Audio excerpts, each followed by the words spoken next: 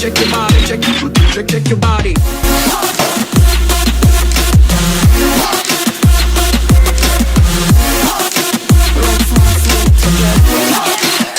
can't sleep now, boy. Let's not sleep together. You can't sleep now, boy. Let's not sleep together.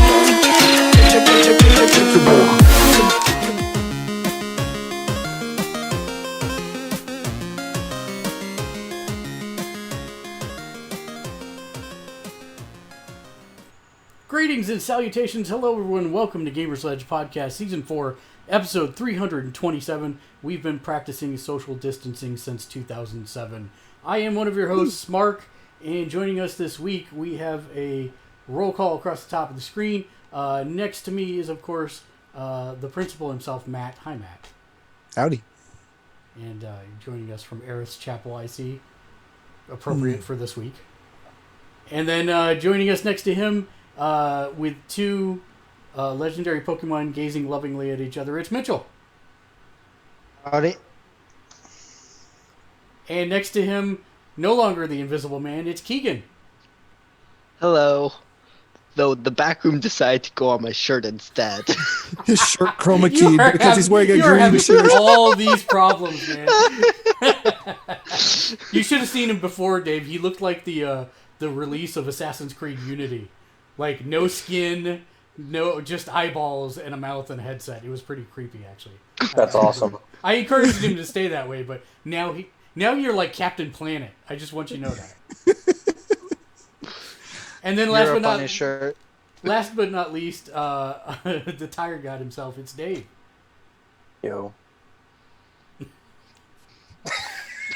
That was the most tired and unenergetic. I think that has ever been uttered. I'm bringing the heat tonight. So, let's see. Let's do Fireball whiskey. Yeah. What you're drinking? No, that's the Zima of this generation. Well, actually, now it's White Claw, but Fireball was the Zima like a year ago. I can tell you. Let's do our first before we talk about what we've been playing. We'll do our COVID check-in. So I'm starting week 5 now of being at the house. 2 weeks ago was my birthday, which we celebrated by staying in, as if anyone was doing anything else. But I'm not insane yet. I am growing out my beard to try and actually grow out a beard. But where are you guys on your trapped in the house meter? You two are 3 weeks because you had 2 weeks of spring break and now you're ended your first. Oh yeah, so 3 weeks. So 3 weeks for you, 2 weeks being home for me, or working from home for me. So, yeah. And Dave, you've been there for a while. I don't know how you do it. Seriously, You've been working from home for years. I know. Yeah. I don't know how he does it. It's crazy. Yeah, I'm on year 3 of this. Actually, it's it's funny because I'm like giving tips, to everybody because like they were, people are like, oh, this is really cool. Like I'm just gonna go in my living room and I'm like, nope, you don't want to do that. You need to make yourself an office. You need to, have a place, a space where you work and stuff, and stick to a schedule. Like get up in the morning and shower. And a lot of people don't do that right away because they're like, oh, I don't have to. I'm just gonna roll out of bed and log on. Yeah, you need to have some discipline there. Well, I mean that's not been the hard part for me. The hard part for me is I am working now in the exact same spot that I normally record and play games and do other things. So anytime I sit in this, I feel like I'm supposed to be doing work, and I am. 24/7 practically. It's also a little bit different because you don't have the biggest place. You're in you're in an area where space is at a premium. So yeah, it's worse for you. You're in I don't envy that. It's not too bad. It's just I'm constantly thinking about work, and I now miss our. We were very forward thinking. We had 1 day a week that we worked from home. Yeah. I really want to go back to that. Yeah. I'm ready to go back to that. But yes. Because it was a day off for you. That's Well, no, it was never a day Well, off, but Ish. it was. It felt easier. like that to you because it was a Yeah, treat. it felt. Yeah, it was a treat. Now it's not a treat anymore. No. I've got my full. I've OD'd on the treats. I'm ready to go back to the office. The difficulty I'm having is actually, like, working from home is not that big of a deal, but having other people in the house while I'm trying to work, that's a bigger deal. Because, oddly enough, a 4.5-year-old doesn't quite understand the concept of you're still working. So he'll just come like barging in the room, like I mean, it's often hilarious. Like he literally just barged in the office, farted, laughed, and then just walked out of the room. Which Well, definitely no question as to whether or not he's your kid. no, yeah, he's totally mine. But the which was just, I mean, it was hilarious, but it was like that really derailed the workflow, at the time, because I had to sit there and process that, like, where did he get to this level of, messing with people already? Like he's advanced, so it's pretty cool. Yeah, I'm going to probably have to move the printer scanner unit out of here and put it somewhere out in the main living area because I have kids coming in to scan homework and stuff. Oh, yeah, that's no good. I mean, they're older, so they're but still, it's still a distraction. Yeah. Like, even if, like, if things are going well, like, like, and times when, I'm working, when he was in school, but, like, if, like, Carrie had a day off, we'd sit there and, just like she would just come in and start talking, or something like that. And if I'm like right in the middle of a flow or something, like you get derailed, and when you're used to like, nobody being around to bother you, you get into a different headspace. I have to say that my wife works from home. She always has. And so I was afraid that I would actually upset her flow because I'm pretty adaptable more than anything, and we're doing really well. She'll come out here and she'll work side by side next to me, and we both have our noise canceling headsets on, and like there's no communication between us because neither of us can hear each other, so it's pretty good. Also, I have to say before we get to what we've been playing, there are 6 days, 4 hours and 37 minutes left before the release of Final Fantasy VII Remake. I am very, very sad because I started the download today, and I finally got the dynamic theme that is the Cloud Sephiroth theme that you can only get if you both pre-ordered Final Fantasy VII Remake and you had already purchased Final Fantasy XIV. And the dynamic theme that is currently behind me that I got from going and buying $10 worth of candy bars is way better than the Cloud Sephiroth one. That Tifa one is top tier. Dude, I still have never seen anything that actually puts the images in front of the XMB like that. Yeah, there have been a couple that I've had. There was an LE one from one of the E3s that did that, and actually the one for observation, the main image is in the background, but since it's in a space station with 0G, like screwdrivers will float by in front of the icons. Oh, that's kind of cool. Yeah, I've never seen that. That's cool. Nothing of this level though. Yeah, it's really good, and all the motion and everything going on in there. Yep, it's pretty badass. The Cloud Sephiroth one, literally, you have a giant picture of Cloud's head on the screen. And that when you're on the XMB, and when you go to the system XMB, it switches to Sephiroth with the Shinra power plant. That's it. There's nothing like super fantastical about it. I was really depressed with it because I'm like, this is gonna be great, and it wasn't. It wasn't that at all.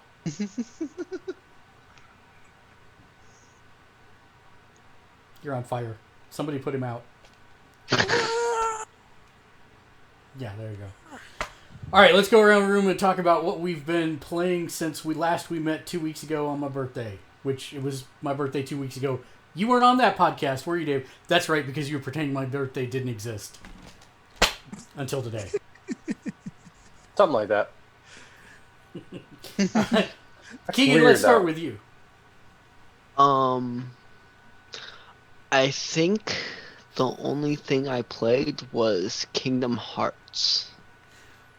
and that was trying to go through the DLC. So I got through the first part of DLC, and then I've been fighting the bosses for the second part of the DLC.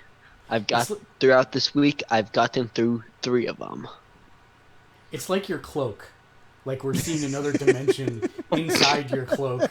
It's really, really distracting me. I'm sorry. It's super good though. Do I need to turn it off? No, it's really good. I really like it. It's just I was What kind he of needs is thinking the Captain Universe. The image of the That- Captain that. Universe. Yeah. That's it. That's where I was headed. Yes, thank you. That I is was correct. just about to say that when I was like being polite. I had that joke first. My dad, brother, and I have been watching Picard, but I missed the last few episodes because I had to go to bed because I had school in the morning. Oh,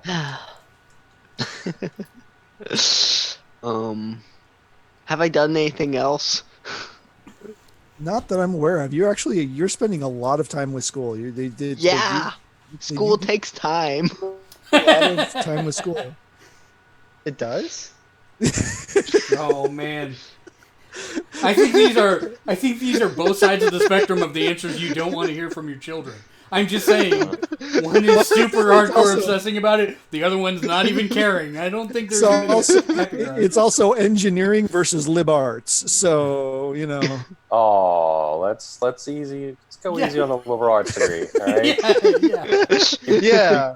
You can turn it into a fully functional technology career. You can. You can. I'm such a fraud. In pretty much every aspect of everything. Pretty much, yeah. Oof. It's just like people.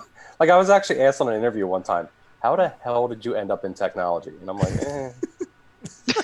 Take it till you make it. I was like, "That's a good question." I got out of college and realized I needed to make money, so I pivoted. Very nice. Very nice. I mean, let's be honest. When I was going to college, a technology degree, you were still, I was still I would have still had to learn Fortran. So, no, it would have been. It was useless as it was happening. When I was in college, my college had fax systems. Yeah. Yep. And then I actually left and did a summer job as a senior contracted technology assistant, and we installed AS400s for a 6-state WAN, and I had to program the AS400 with RPG, which I had never seen before that moment. We had done Novell networking up until that point, which, God, what happened to them, man? They were on top of the friggin' world, and I haven't heard Novell mentioned in a long time. And Got then, lazy. yeah, and then, yeah. So that was my summer. And AS400 now, it's like you don't, unless you're doing some military grade stuff, you don't do an AS400. Nobody uses it anymore. That or finance. Yeah, but even then, it's like not the best infrastructure to build something off of. Oracle database is better than anything you'll find on RPG. Horrible. What a Yeah. scam. Yeah, I know. Anyways, yeah, sorry. So, Keegan, anything else you played or watched? I don't think so. All right. Well, you guys play Jump Force. Oh yeah, my brother and I have done a couple rounds of Jump Force here and there. I think only Thursday, or did we get another night in? I think there's There been a was couple another three. night. But Wait, didn't you guys all rock band too? Oh yeah, there was Oh, that yeah. too. it's a good God, point. I'm not even there, and I remember this stuff. It's messed up. My brain ain't here. That's because I blew you off Monday. That is exactly correct. That's I how was I ready know. to be. I was ready to get creeped out there for a second. I was just She's just status stalking us, you know. That's right. Nothing Mitchell, creepy about that. Mitchell, how about you? Let's see. I've been did some Jump Force. I did 3. I also did some Animal Crossing. And then a couple phone games with Fire Emblem Heroes and then Opera Omnia. Oh, I also played some Fire Emblem Three Houses. Still working on my 3rd playthrough of that. I should probably do a first playthrough of that. You should. Good game. I would actually recommend playing it. Wait a minute. Wait. Me Before you make that recommendation, did you pre-order Final Fantasy VII Remake, Dave? Me? Yes, you. No. Okay, then yes, go ahead and play through it. 'Cause, I mean, why was I expecting you to? It's a Final Fantasy game. It's only supposedly your favorite series, and yet you are not buying it and playing it again. Oh, no. Hey, I will let you know that. Look at that. What? What am I looking at? Hold on. Oh, Final Fantasy Final 7, there it Fantasy. is. There it is. See? Yeah. Oh, so See? you're gonna play through it for a first time? Yes. You're gonna do that before you buy 7 Remake? Yes. Okay, all right. And he's playing it on the current generation Game Boy. Yes. Yes. That's why it will happen. That is how I play Final Fantasy games. I wait for them to For 23 years. come to like a handheld I have, and like I started playing the old ones on the Game Boy Advance when they started re-releasing them on there. Except for except for Tactics when I played that on the PSP. But I didn't. Although I did, something actually. Technically, I played Tactics. Wait. Where it came out on the Game Boy Advance first, right? No. Well, there No. was a Tactics on the Game Boy Advance, but it was a different series. It was that sub-series they did. I believe I did play that first before playing the original Tactics game. So I think I did start with the Game Boy Advance ones, and then played that, and then went to when the PSP came out, I played it on there. So yeah, I usually just wait too long. But it's downloaded. It's happening. I keep on forgetting. I always think of that as a PSP game, and no, that was a PS1 game. Yeah. Oh, the Tactics? Yeah, that was a PS1 Yeah. game. I have it. Yeah, Like, YouTube somewhere in the wallet of yeah. games. All right. Well, Mitchell, did you I have thought any of other something ones? else. Oh, you thought something else. Go ahead, Keegan. I played some Legend of Zelda's Link Awakening at least last week, maybe a couple nights this week. So yeah, I've played through some of that. I've gotten 3 of the instruments, I believe, maybe 4. Yeah. But you beat it before. You're just going for the no deaths run this time, right? No, I haven't beat it yet. Oh, you haven't beat I'm it yet? playing Oh, it okay. through it my first time. Oh, I thought you had already beat it. No, Oh, Mitchell okay. beat it. Ah, I'm playing through it, and I'm doing on hero mode, so I'm trying to get no deaths on the hardest difficulty. And that's 2 Zelda games that I've beat before either of you 2 have. Yes, and none I am of very us proud are. of this. Are we keeping track? Is there a score? apparently. I guess. There's a score for that. There's a score for a number of games Mitchell has beaten before them that are the Legend of Zelda series. Is it posted somewhere in the house? No. Like on a visible No. wall? Well, then Just in my it's not brain. real. If you're not going to Okay. commit to it, then it's not real. You got to post it somewhere. And it's only because they don't like Wind Waker. So Yeah. that's the only reason why. I like the two. first half of Wind Waker. True. The second half, especially when you have to start gathering Triforces. Never played it. What, dude, you're not missing much. Honestly, like the game tops out in the middle of it because that really like epic middle part where you're going through like that castle and like everybody's like going from like statues to like attacking. Like it is such an amazing sequence in the middle of the game, and then after that, there's like okay, go sailing, Yeah. and like And then the you're final sailing in moments of the real game, time yeah. in that game. Yeah. It is who I don't know what they were thinking when they designed the second half of that game.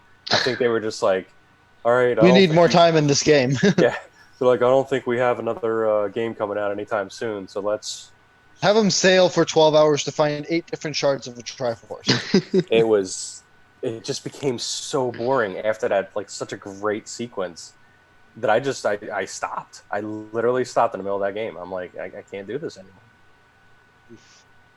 Well, to be Mitchell fair, kind of just did it out of stubbornness to be the first one of us to beat it.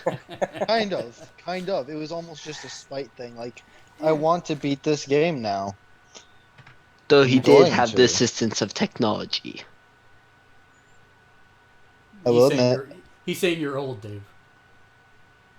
I don't even understand. He has the assistance. But hey, the game is technology. What are we talking about? He used computers to the search guides. things. I used a guide to figure out See, where he's the 8 calling you Triforce old. pieces are. He's thinking there was no internet when there I was. was just like, what are you talking about? I totally got it. I got what he was saying, and I you don't didn't get what respond. you're saying, Mark. Yeah, Dude, I've been using GameFAQs since it was like a text-based site. he doesn't know what GameFAQs is. I know a game. Well, he might Yeah. not know a game. I know what GameFAQs is. Okay. Wait, you Technology. said it like you Wind said it like Waker's Dave not even- didn't have technology to look stuff up when he No, played it. Yeah, we're not originally. talking about the original No, I was Zelda saying game. that Mitchell used searching to. He just said he's saying, Dave, that you're too pure to the experience that you would never do such a thing.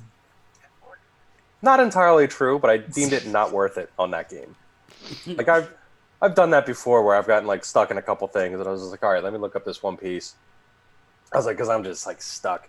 And then, I find it and I'm like, oh, I'm an idiot. I completely walked past that 3 times. But like it just wasn't worth it. The game stopped being fun at that point. Yeah. As I said, it was a spite thing. So essentially, I just looked up the guide for the locations of the 8 Triforce piece. No, I looked at the locations of the maps. So then I used the maps to get this. So did you play? That's anything right. else? Yes, I did play Chocobo Mystery Dungeon as well. How is that? It's pretty good. It's about what you expect from a mystery dungeon game. Though the first boss, the first major boss that you fight has quite a difficulty spike to it. Like essentially its final attack that it does on you, or at least what I'm assuming is its final attack, if you're in range of it, will one-shot you. Are you supposed to die? Is it one of those fights? Nope. No. Because it'll kick you out of the dungeon and... We're having deja vu. Did we talk about I'm having serious deja vu. Did we talk about this on the last podcast? I don't know. I Not don't that think I we've had played it then. yet. Yeah, I no, don't he think bought I it on had the it. summer sale last week. Yeah, so Okay, all right. It's just weird. I seem to But- recall this exact conversation. well, there was talks of bosses one-shotting in from Kingdom Hearts. Game Hearts. Yeah. That also has that problem. Yeah, but I wouldn't have asked if it was like one of those early fights that you're supposed to lose, like Dark Souls, like the first fight and the first boss is impossible practically. If you're just I starting the hate when game. they do that in games. I just hate it. Like anytime there's a fight, like what do you mean you can't win? Like that's Well, you that just can. seems- Like even in Dark Souls, you can kill that thing. It's not easy, and it will take you like an hour, but you can kill it. Oh, okay. Yeah, with well your then that's broken fine. Then. sword. As long as you're allowed, as long as you can. No, you can. It's just highly unlikely that you're going to do everything right that you need to do to actually kill it as a level 0 person. Well, and then there's the different variations of it, right? There's the fight you literally can't win, and you're eventually gonna get knocked out and lose the battle, and the story continues. Or the anyway. fight you win and then you cutscene lose. Right? There's that. Yep. Or there's the ones where, like Mark was saying, where you theoretically can, but for the most part, you're not going to. Marvel Ultimate Alliance has that during the X-Men one thing, where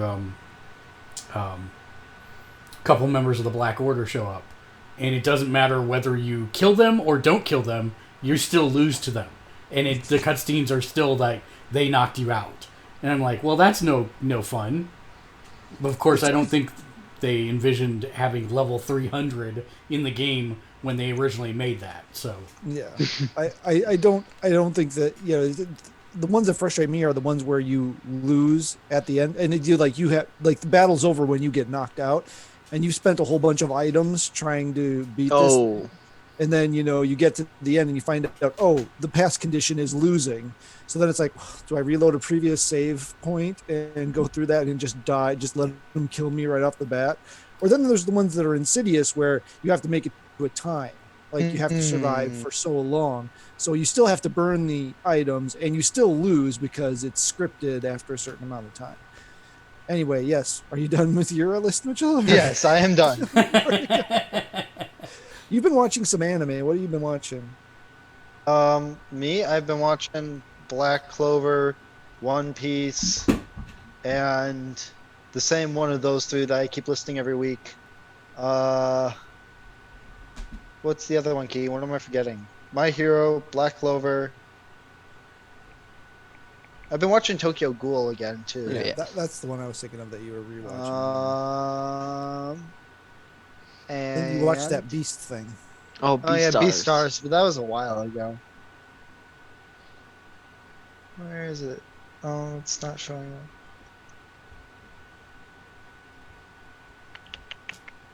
You go while I look.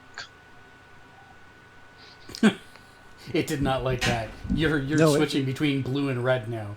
It's No, really you- weird. You're like strobing. The cops are coming to get you. Whoa. Sit. Oh, there you go. Yeah, you were like, I've never seen that before. You were totally strobe lighting. That's hilarious. Oof. Oh yeah, My Hero, Black Clover, and One Piece. Yeah, those are the three. Matt, how about you? Well, we finished up Picard, except for Keegan because he had to go to bed. So enjoyed that mostly. There were a couple parts of it that were a little kind of.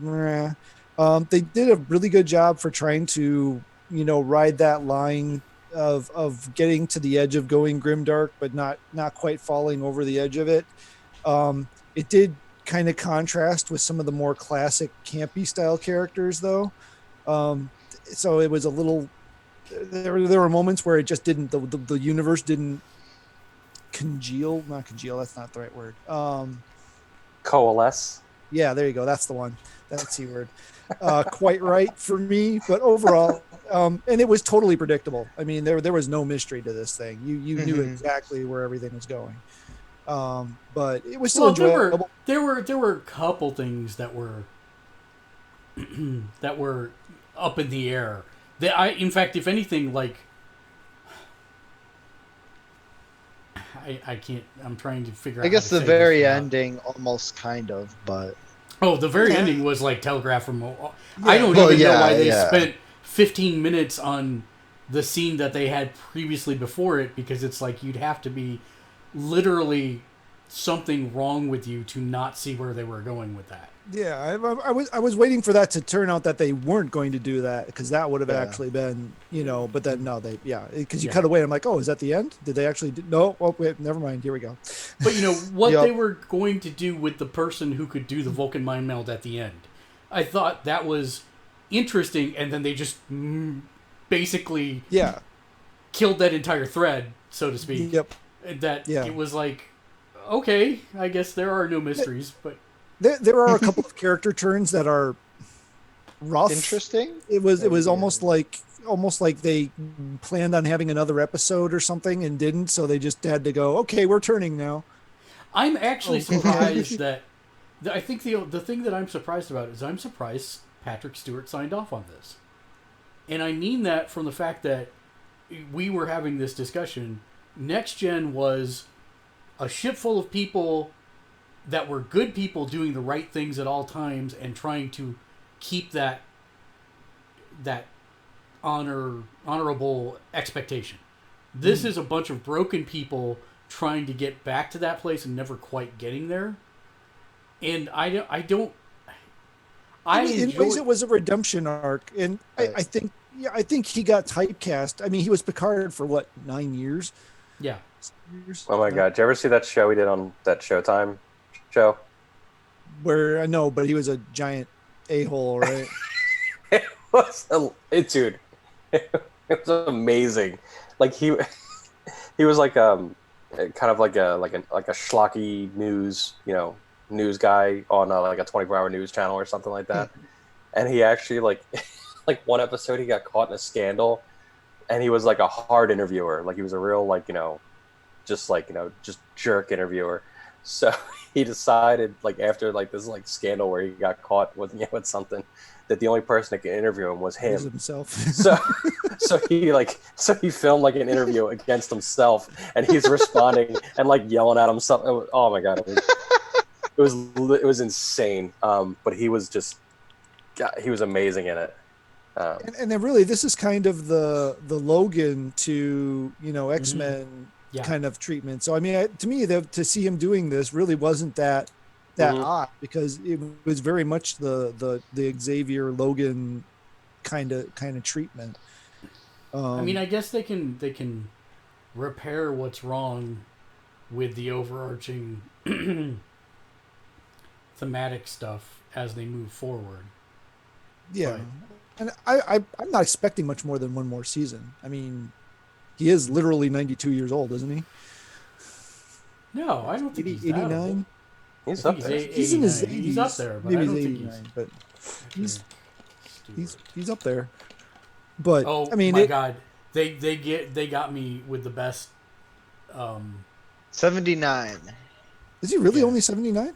79. Old Patrick Stewart. It All seems right, like he's okay. just been doing this for so long. Yeah. Well, he was. I mean, he looked old. I mean, he was like what 20 Yeah. in Dune, and he looked like he was 40. I mean, Oh, he was great in Dune. Gurney Hell. He is the youngest, oldest man to ever old man.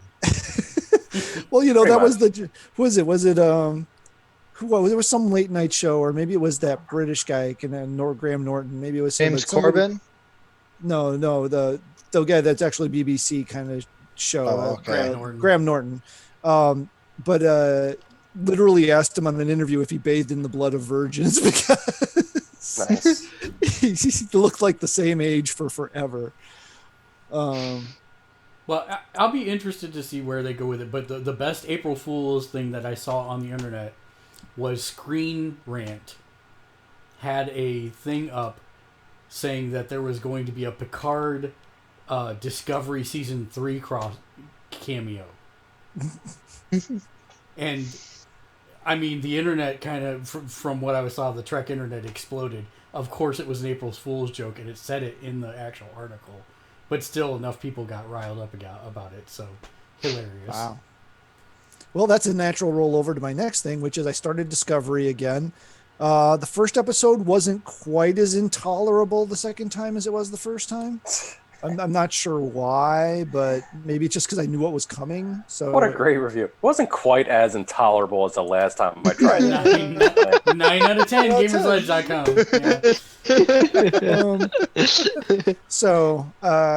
It's we made it to I think through episode 2 was it so we've got a ways to go yet because I'm gonna try and get it done before this free month expires. But yeah, I don't know where this is going, and I don't know exactly. I haven't paid that close of attention to it, so I don't know what the theory's on. You know, what is this its own unique timeline? Is it in one of the 2 existing timelines? But you know, all the technology stuff is like not right, and the uniforms aren't right, and it's Well, I'm still of the opinion that this is still JJ verse.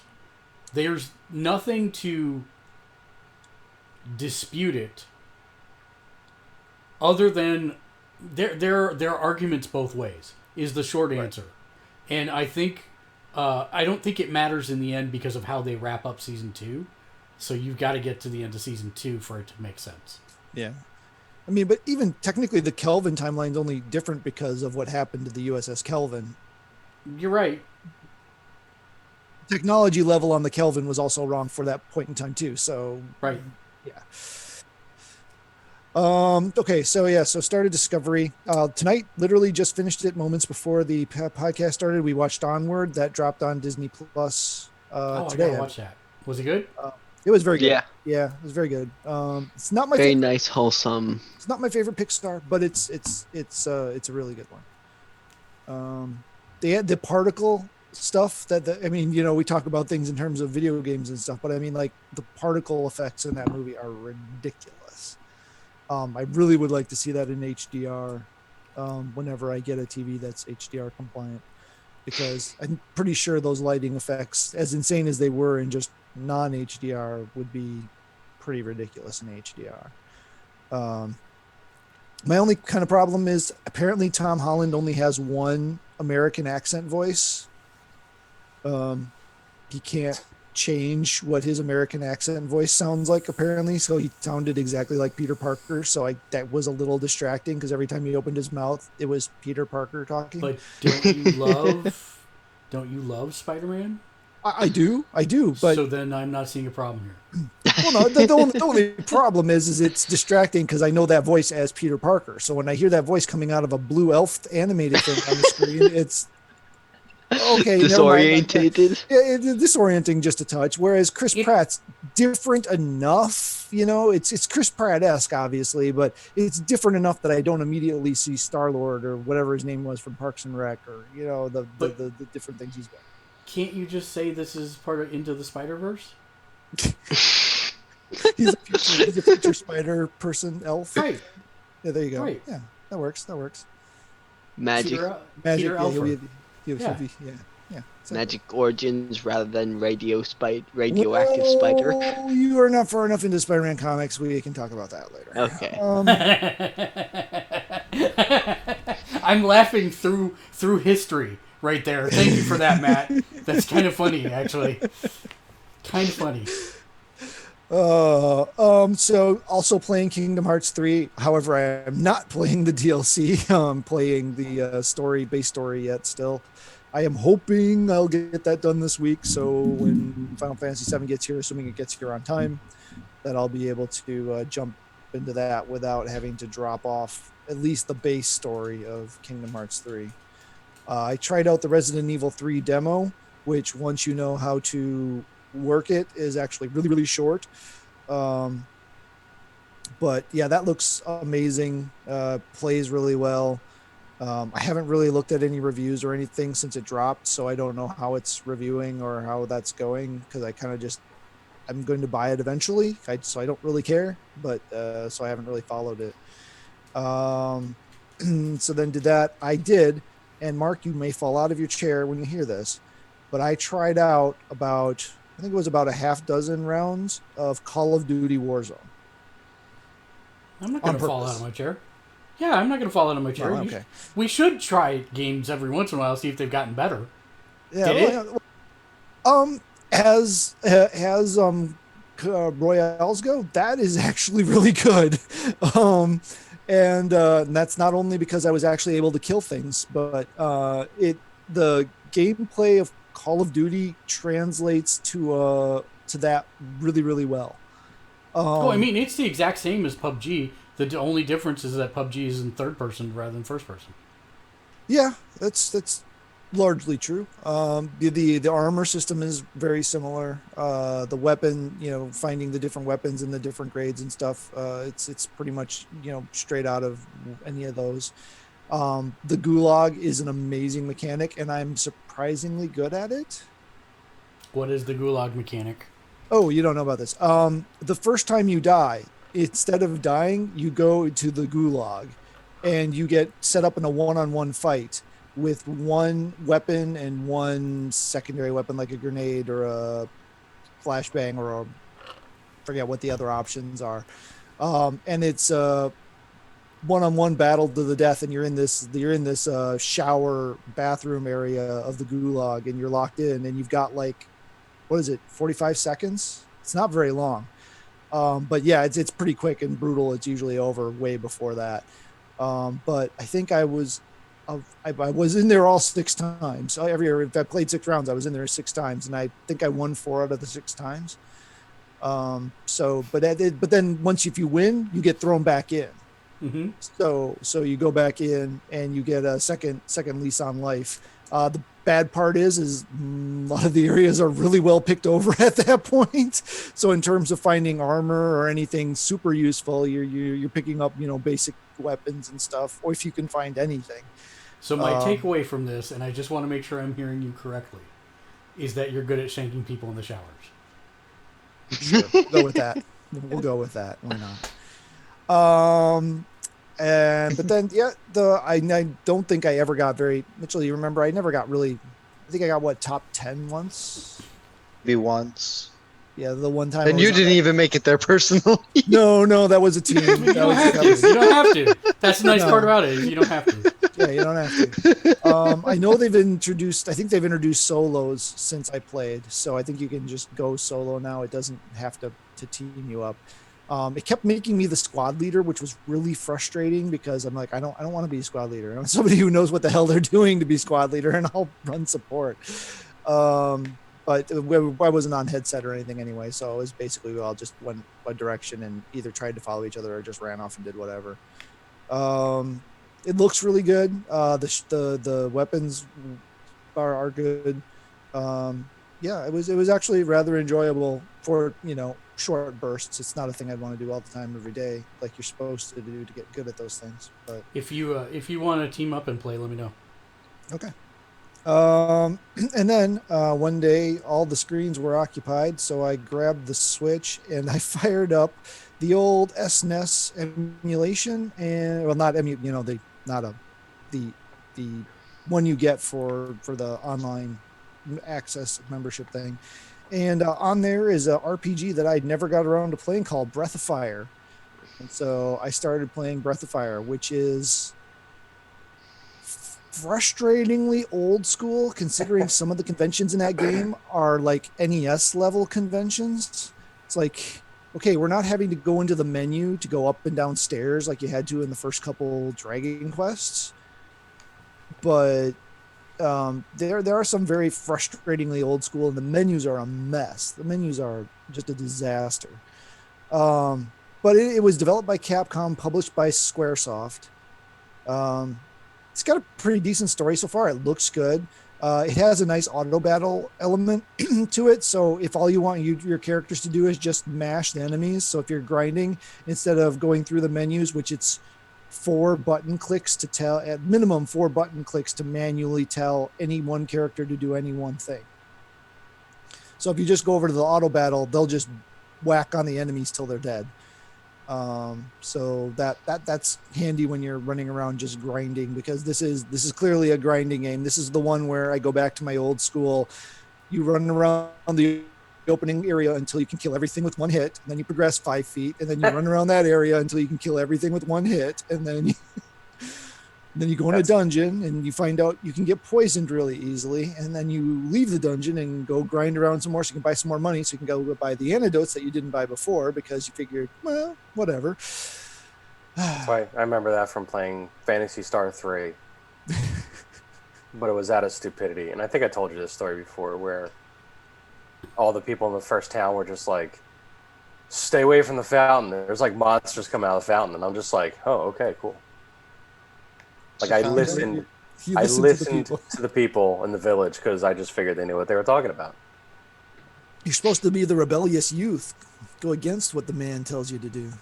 Yeah, no, I was just like, monsters, I ain't messing with that. I can't even kill these chickens yet. and that's where the game became unfun, and you put it down, and you never went back to Phantasy Star 3 again? No, I actually played the hell out of that game. Like, I just pretty much multiple times, multiple endings, different generational choices. I love that game. But you never went to the fountain? I went to the fountain eventually. Oh, okay. After I bought the hint book. Prima or Bradley? Yeah, that was. I'm pretty sure it was before either. Like it was probably really? Okay. Straight from Sega. Oh, wow. But yeah, see, that was before the internet. It was before the internet. Have you ever actually played a Phantasy Star game? They're really good.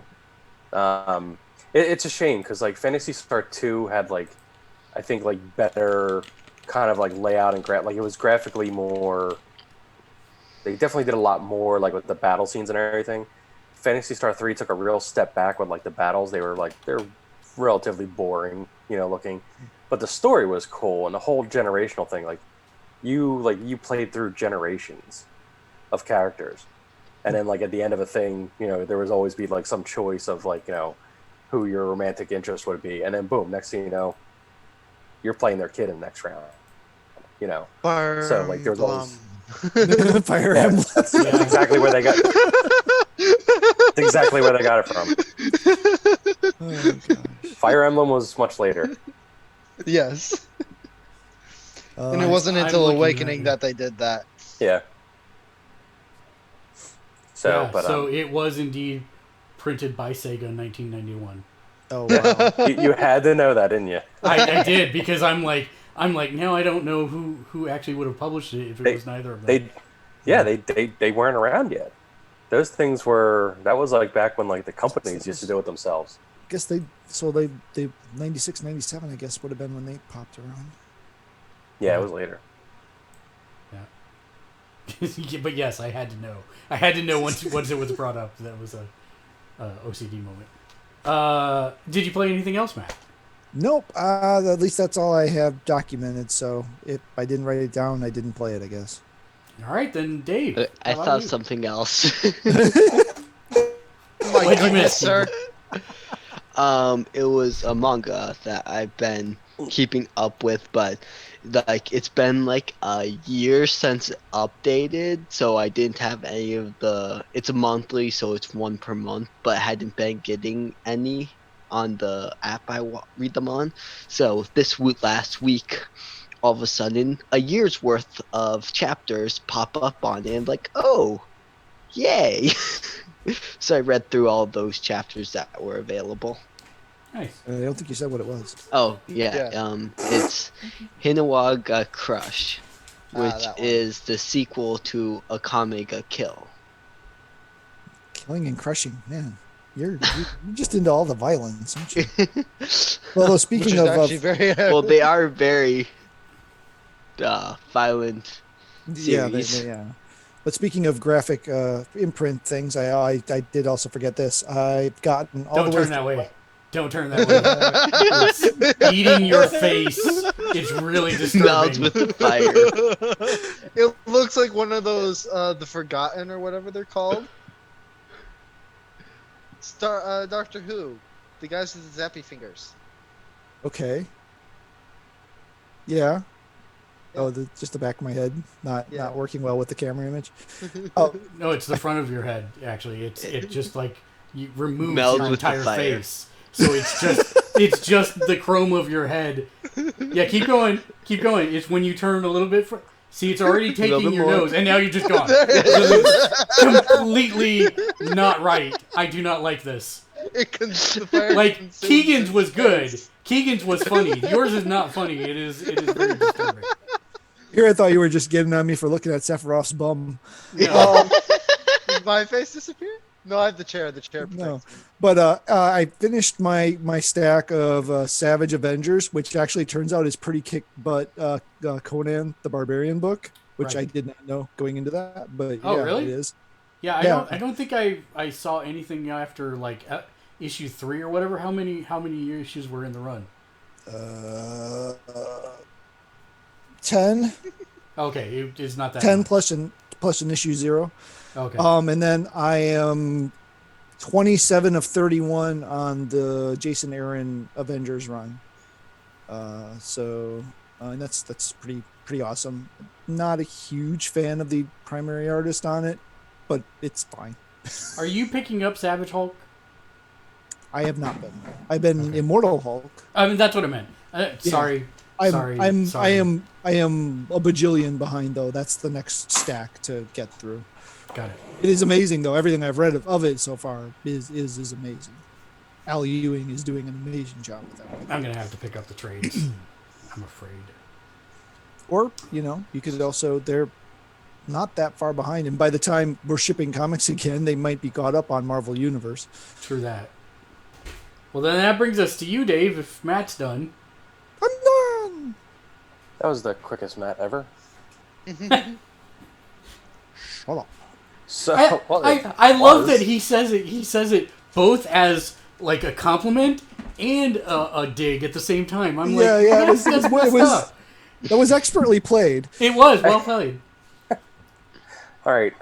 So before, we'll just call it before AC and after AC. Assassin's Creed. Animal Crossing. I will hang up right now.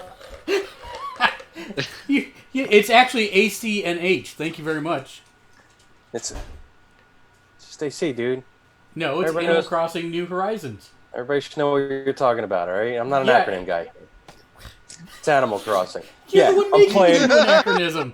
I broke out my GameCube, and I'm playing Animal Crossing. Yeah, because that's like what people do. Wait, you do know who's speaking right now, right?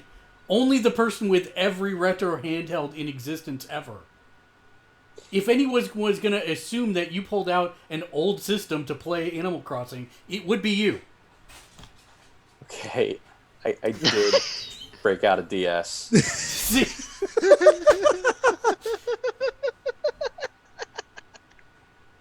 I did that. Oy. That that did happen. All right, so you're right. You're right. Yeah. It Yeah, is I'll give Brit that 8:04 one. p.m. on 4/3/2020. Yeah. Start date. Jot that one in the book. Start date 403, 2020. Yeah, I got no fight for that one. Nintendo did have a sale, and so I downloaded Saints Row 4 because I love that game. This new game called Good Job, which Cool. because that just looked hilarious, and the new Panzer Dragoon game, I downloaded that too because like I figured I'd have time because we're in quarantine, right? Those of us with mobile with the ability to work are definitely not having all the fun that all the other people are. I'm But busy we're also now. getting paid, so you know. That's true. Yeah. But I'm busier now.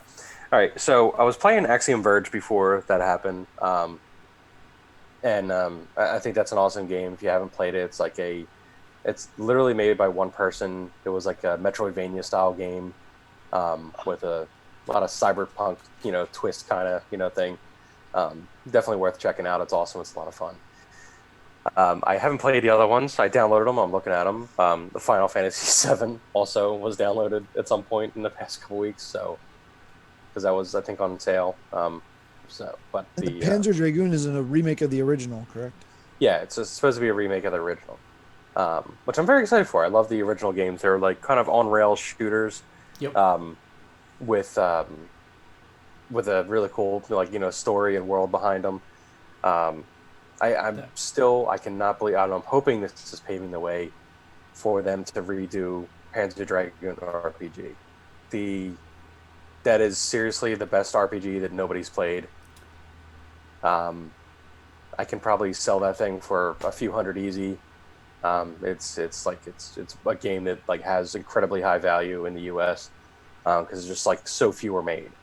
But it's like it's an awesome game, and every time I hear like any kind of revival of Panzer Dragoon, I'm really hoping they finally get around to redoing that, because something. The only thing it's sad is like it's probably going to be dated, gameplay wise, but it's still like it had a fun story, a great world, like it was a whole thing. It was good stuff.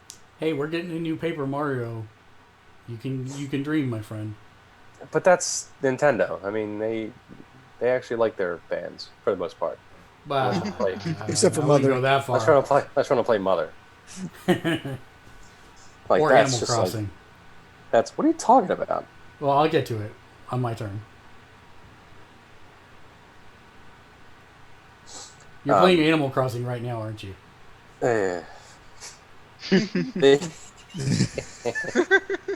So that stuff's good. I look forward to playing that eventually. I might try and do it when I take breaks, but I haven't been really taking breaks from it. Animal Crossing is a very chill experience for me. I don't I play the game as it is. Like I'm not like there to try and like game the system. I know there's like a bunch of ways to game the system and everything like that. I don't. And this is not a judgment, so stop shaking your head and doing whatever. It's it's just the way I play it, and it's the way I enjoy it, and that's kind of the cool thing about it. The game can be whatever you want it to be for whoever is playing it, and that's one of the things I love about the game. It's just a very relaxing, chill. I like going around fishing, and I like stocking the museum with stuff, and catching bugs and fish for the museum, and donating them and all. Like I feel like like I'm doing something there. They got the whole crafting thing in there now, where you find stuff and you craft it. You can stock the furniture up in your house. They streamlined a lot of great stuff for like moving the furniture around your house. It used to be you would have to pick things up by hand and move them and push them around and twist them all by yourself. Now they have a little you flick a button and you can just move things around with a cursor and stuff. But that's only in your house. That's only in your house, yeah. Yeah, if it's outside, you still got to push it and move it around. And yeah, but it's a little bit easier outside because you have space. It's not like in your house when you're trying to jam a bunch of furniture together and trust me, way better that way. So I really dig that stuff. It's just it's the game I needed for right now for sure, because it I is agree. my sanity right now. Like, It is actually like I've been playing it as well, and it's been a lot of. It has actually. I still don't like the trappings of the game. Right, it is a debt simulator. Slash. you know that honestly that goes away for me. I was thinking about that a lot before for this call because I knew you were going to bring that up, and like I joke about it because like it is, at its core, like sure, but at the same time, like I just kind of just chug along, and at the end of the day, I just deposit my money every time I get 100,000. I just like deposit in the bank and wait for it, and by the end of this weekend, I'm going to have that big 700,000, almost $800,000 bill paid off. Dude, the Just next by, one's 1.3 million. yeah, which something, I'll just chug away at that. I got time. I know. I stick with that game through the seasons. I mean, it's an illness for me. Yeah, I'm interested. The only complaints I have about the game, like, I did not think I would like this as much as I've been liking it. I've been playing it every day. I'm shocked you do. It hasn't gotten to the point where it feels like a chore yet. Mhm. I guess is that even though I'm making myself go do tarantula farming and stuff to pay off those giant bills faster, so I don't die from panic of being They that patched far in that. debt. No, Did you not? no, Did you they not didn't patch the patch game? it. They didn't patch it. What happened was on April 1st, the water bugs came. If you time travel before April 1st, there's no water bugs, so it's you can still do it. Oh, I thought they patched it to add the water Uh-uh. bugs in. No, I didn't it was realize just it the was changing of just a the date seasons. thing. Yeah, it was just the changing of the seasons. Oh, So that's funny. yesterday I did my first time travel, and I went back to my birthday and actually got tarantulas and brought them back. So that was good. Gotcha. So do you have to deal with like Mr. Rossetti still? Who? Who's that? Mr. I don't know who Rossetti? I don't know who That isn't a thing anymore? He doesn't I get don't- mad at you for messing with the clock? Yeah, there used to be a penalty in the old games where you would have to sit through. It was great. People used to adjust the clocks, like when you would go back into the game, Mm-hmm. you would be greeted by this character called Mr. Rossetti because you were like resetting. Right. settings of the game. I get it. Yeah. And he would literally go on like a rant and like waste like 10 minutes of your time before you got into the game.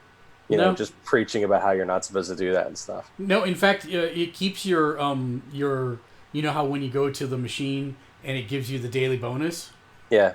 it keeps your daily bonus streaks alive if you go every time you do it.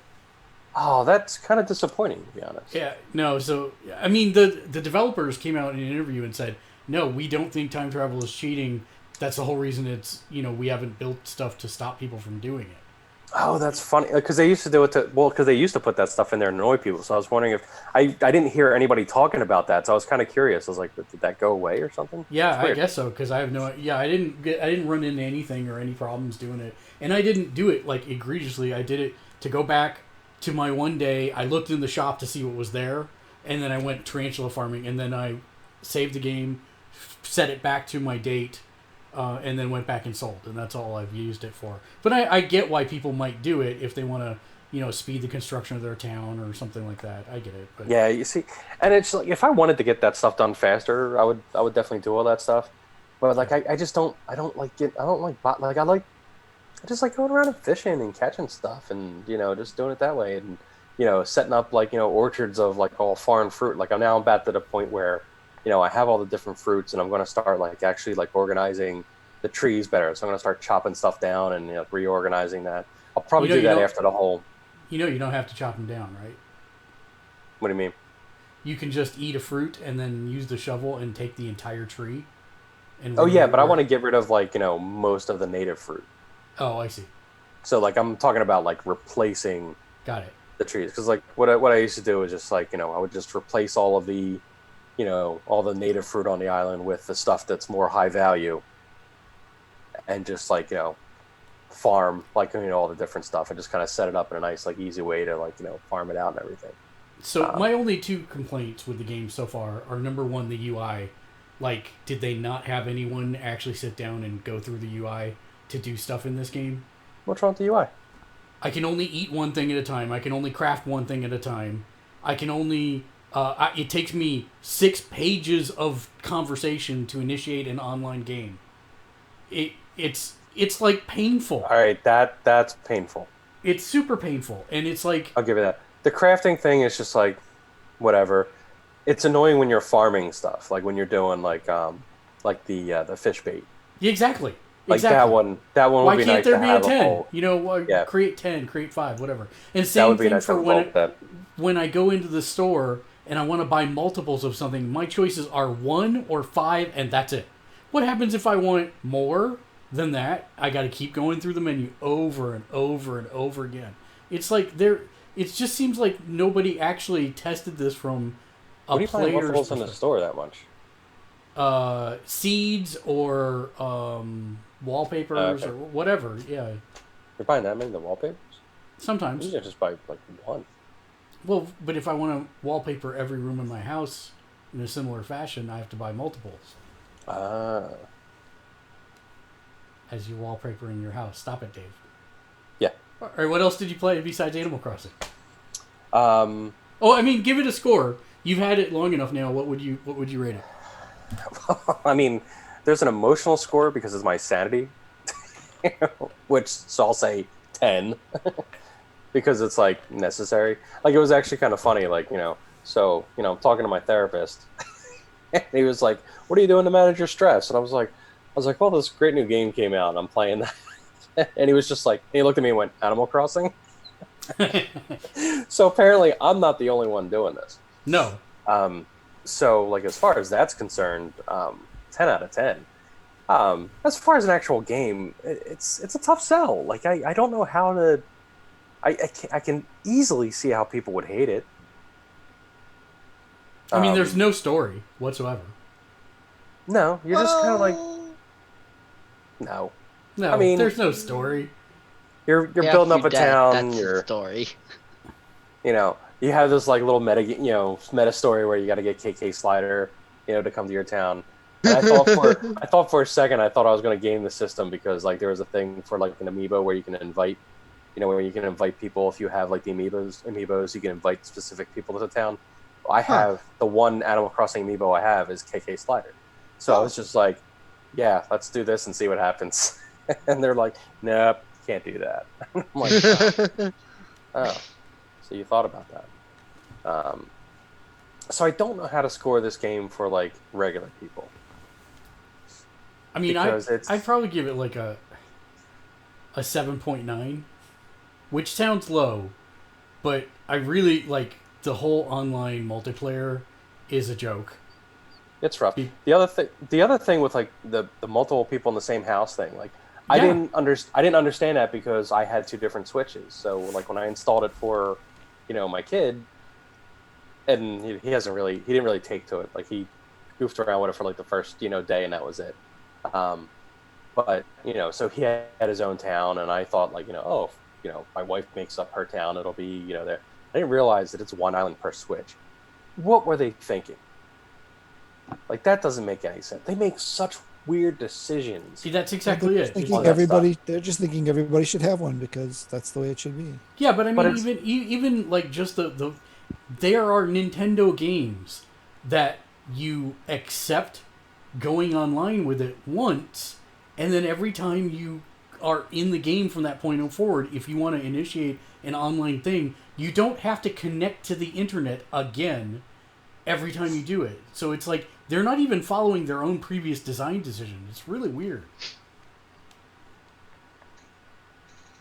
And I agree having, I get wanting multiple people to buy a Switch. We did. But still, it's like my wife and I can't even play together even though she did. So what's up with that? That's really weird. Well, like, what does it really... All right, so, like, what does the huge impact would be stuff on trees. They can't go around and, like, farm the rocks. So, like, you can't place anything or pick... you can't move any furniture. You can't drop new furniture. So you can't place anything when co-op mode is active. even couch co-op. Couch co-op you can, but Yeah. but then the person who is the non-owner of the island cannot progress any of the goals of the island. So if let's say that Lexi and I had, she has her tent, but I'm the person who made the island. Lexi's got the Switch. She's logged in under her profile. She's playing on our island, and Tom Nook wants 5 creatures delivered to him. She cannot turn in any of those creatures. Even under her profile. Even under her profile.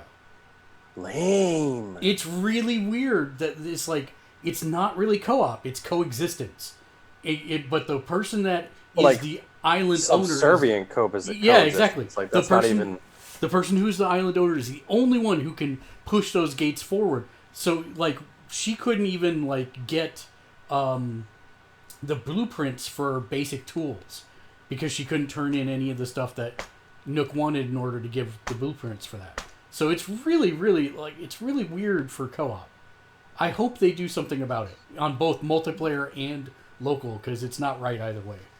Yeah, I'm really shocked about that. But, they just do weird stuff. Remember I said before, my son wanted to restart. He wanted to restart games. So he's played through Super Mario Odyssey, 10 times already.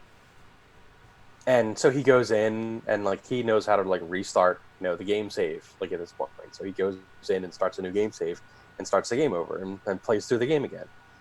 Well, he wants to do it on Yoshi, so I'm going in and looking at the menu options to try and reset, select a new game save or something. There's nothing there. I'm like, what the hell's going on? I look online. You literally have to create a new profile. There's no way to delete the game save. You can't even go into options and the thing and delete it out that way. That doesn't work. You have to create a new profile if you want to start. So I'm literally, every time he wants to restart Yoshi, I have to go in and delete and create a dummy profile for him to replay the game. And it's only that one game. None of the other games are like that. What do they do over there? Don't they have some person that's just don't they just have a blob of code that's just this is how you start a new game? So, and reuse that and everything? Doesn't that make sense? So the funny part is the whole COVID thing is actually highlighting how backwards Japan is right now, because they don't have the infrastructure for people to work from home for most businesses. They're still using faxes in most cases over there and using actual stamps for official documents. So nobody's doing online signatures. I can't say nobody, but very few companies are doing online signatures, and very few companies they don't even have laptops for the employees to take home to work remotely. So now that COVID's really getting bad there, I don't know what's going to happen with all that. I think it's going to be very hard on them. That's weird. What else did you play, if anything? Haven't played anything, but was watching some stuff. I'm not caught up on Westworld. I'm an episode behind on that. But I've been enjoying, what I've seen so far. Avenue 5. You ever hear that? 1 second. Hi, mindless dress mock. Absolutely. Thank you. Go ahead. What? Avenue 5. Anybody ever heard of that? No. That's that. It's an HBO sci-fi comedy show. Is that the one on the ship? Yeah. Yeah. Okay.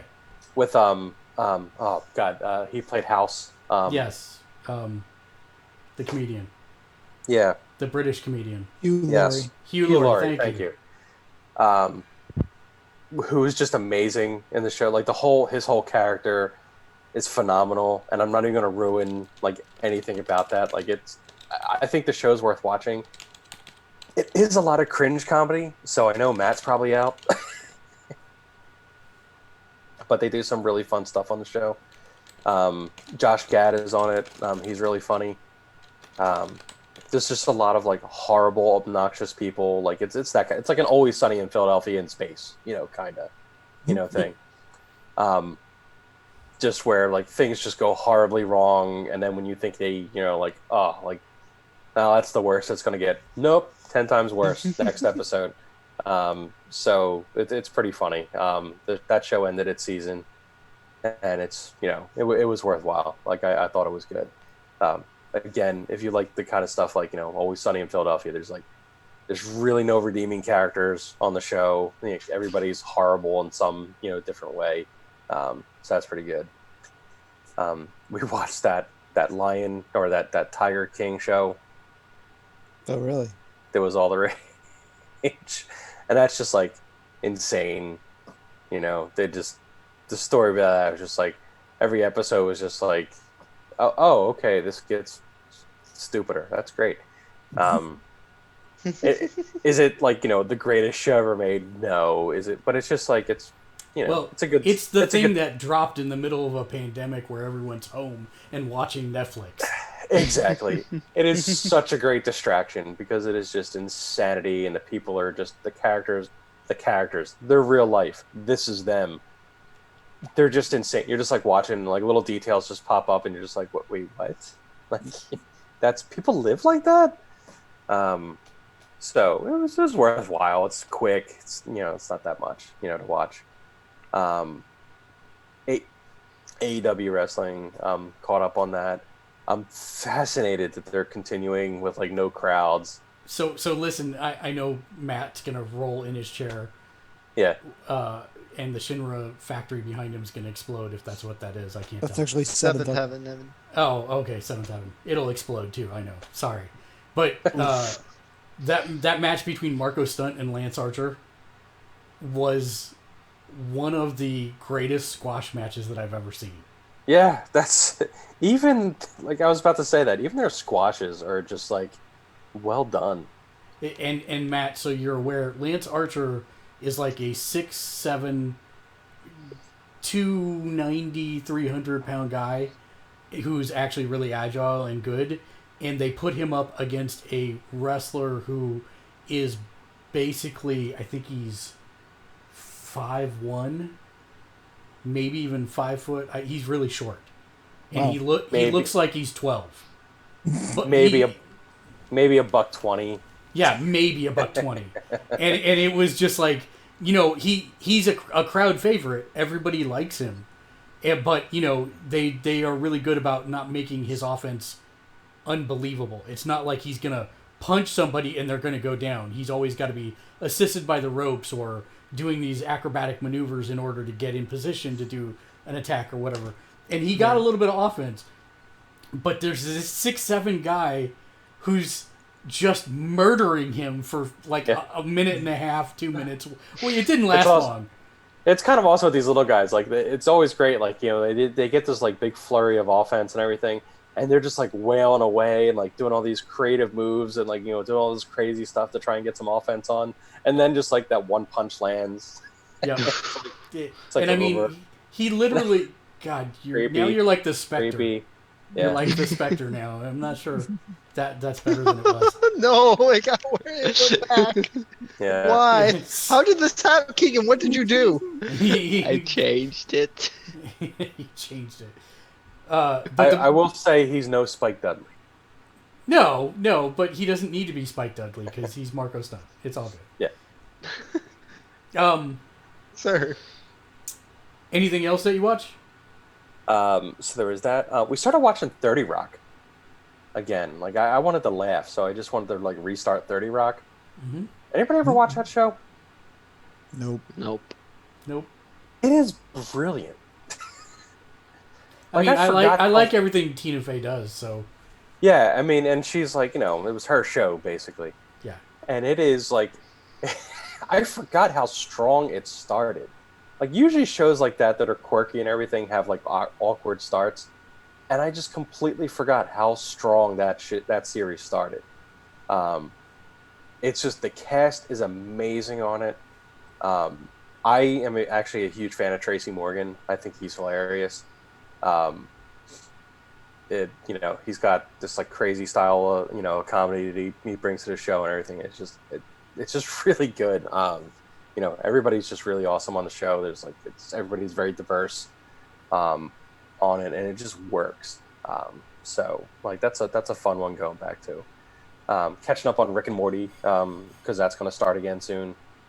So I was And just that kind of watching. samurai video is like my favorite thing they've ever done. That was awesome. Did you get a chance to watch it yet, Matt? Or No, Are I you- did. No, Have you It's watched short. Rick It's- and it's- Morty? I watched the first episode and it got to that last scene and it made my brain explode. Because rickandmorty.com.net.com for like 10 minutes and it's like, no, I can't. That they don't. That's not common. They. That is I've heard uncommon. that, but for some reason that singular scene, I. it You just, know. it's yeah, like mad away. Yeah, one of my best friends in the world. He did the same thing. He noped out for exactly the same reason, and I'm like, no, you're focusing on the wrong thing. Like that That happened. and with- the asterisk pupils kind of just bother me for some. You know what? I'm in the same boat as you, and after a while, you just stop noticing it. And Yeah. I don't Trying know to- that I want to stop noticing it. It's troublesome. I'm trying to think if they toned it down or did it actually No. go away. no, it didn't. It's still there. I just don't notice it as often, Yeah. unless they're doing like some kind of weird close up, which they don't do too often. But I'm telling you, Matt, Did if you you see the article that they just admitted that one of the episodes was completely a reused Community idea? I'm so not surprised. I'm so not surprised. It was the episode where he had the private planet for pooping. Oh yeah. Yeah, so apparently they wanted to do like a private pooper episode in Community, and they didn't get a chance to, so they repurposed it Nice. for Rick Nice. and Morty episode. Wait, was he a And just- writer on Community? No, he was the writer. He was the showrunner, Dan Harmon. Oh, Harmon. Okay, yeah, I was thinking Brolin. So okay, No. I didn't think he was involved with it. Okay. No. And I just thought that was hilarious. Well, so which episode is it where he? Oh, I can't say that. Matt, I guess the best way to say it is that if you make it through the end of, I think, season 2, is that where the Nine Inch Nails is? Dave, I think or it is was season 2. Yeah. Yeah. So if you make it to the end of season 2, which I know God, I is an just watched that investment, episode. Oh man, but it's, Matt, once you get to that point, then you'll be like fully on board with the show, because it is not what it seems to be in the beginning, in Yeah. my opinion, and it becomes something much darker, and I still like listen to that song at the end of that one episode where the Unity episode. yeah, There's that song at the end of it. I forget exactly the name of the song, but I have it on a playlist and it always comes up. And it's just like that scene is so damn impactful. Like that Yeah. show gets like it gets way, like, it Yeah. has it most of the time it is just over the top dumb and ridiculous, but when it wants to, when the writers want it to be impactful, it is very, very, very impactful, and I There am is actually really surprised. I like how they go in and out of like continuing a story. Yeah, Because there is like an underlying story that they go back to every once in a while. right. There's like the one major thing, that's out there. Yep. That's, going to be coming back, eventually. But Yep. oh Yep. man, it's a really good show. Just like overall, it's good. Anything else you watched? I watched a random Def Leppard documentary on the making of Hysteria. Nice. It's just random. Did you insomnia. watch that link I sent you for Dark Side of the Ring, the Benoit stuff? Which? Oh yeah. I watched that too. Wow, that was depressing. Like I literally needed to I watched that till like 1 o'clock in the morning, and I had to spend an hour watching like something else after that to like detox, because that was brutal. Like reliving that whole stuff with I watched that SmackDown show after Eddie Guerrero died. So did I. And when Benoit broke into tears, I broke into tears for real. Yeah, and it was brutal. And, yeah, and then I watched that same tribute show they did on Raw for Benoit after he Yeah. died, and it was it was And then after, because I'm fine with saying it. Like Benoit was literally one of my favorite wrestlers of all time. Benoit was my Kenny Omega of that time. Like Yeah. he was like I didn't think there was anybody better No. in the business. And I was like, I mean, I was a fan of his for like a long time. Same here. You know, like the whole, like I love the whole, like I used to love Kevin Sullivan. I wouldn't go that far. I did. I know, okay? I know. I'm just There was teasing. actually back in ECW when it was Eastern Championship Wrestling. I had seats that were like right on the aisle where like the wrestlers were coming down, and Kevin Sullivan came walking down, and the first thing I was like, I am a head taller than this dude. Nice. He was not a tall man. And All then right, we got to stop the wrestling, or we're gonna lose Matt for. Hold on a second, real quick though. This is a cool one because like he's playing like the typical like hard ass role. He was like ignoring everybody, and I was just like, "Oh, Kevin, big fan, seriously, big fan."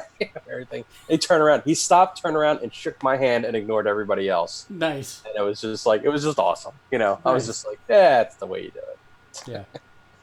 And to go back to the Rick and Morty thing, because I know this won't be in the news because I think it just dropped, but Jeff Loveness, who Mark you may recognize as a comic writer, and Yes. also apparently currently writing for Rick and Morty, has been picked for the Ant-Man 3 script. Ooh. I'm very excited about that I am excited about that as well.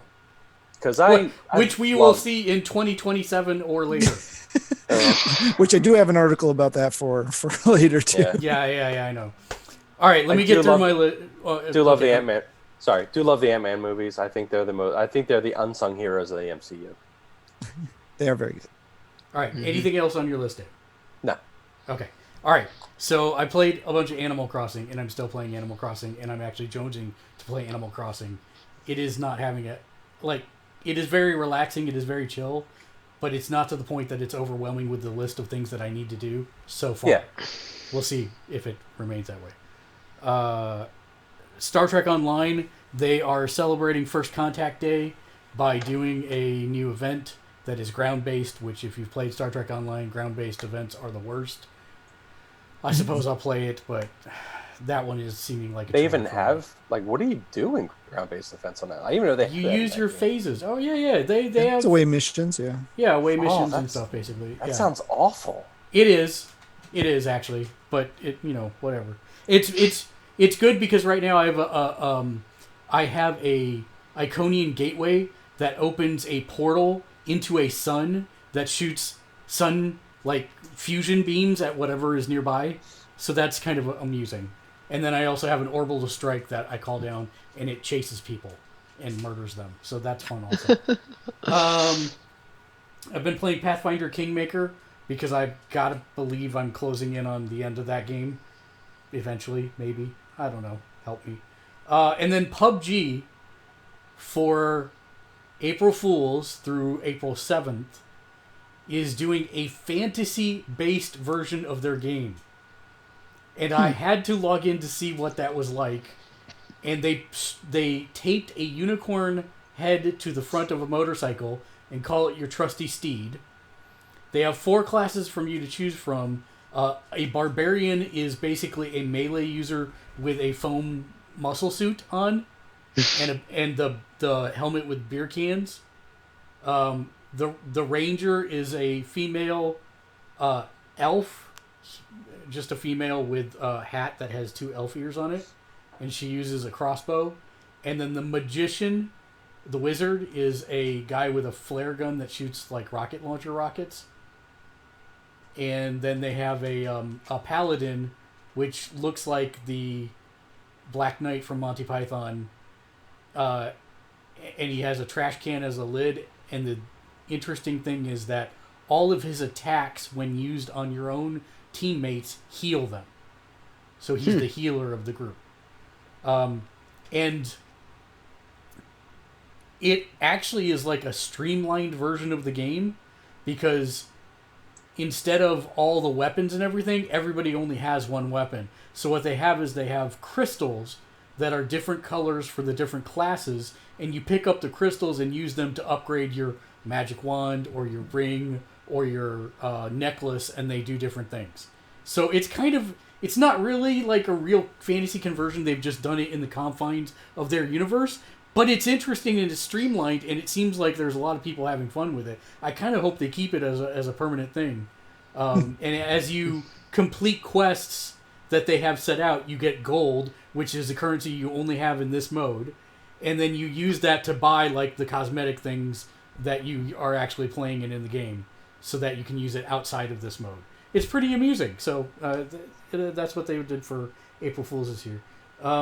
Picard, I finished that. We've been catching up on Flash because I think we're 2 seasons behind.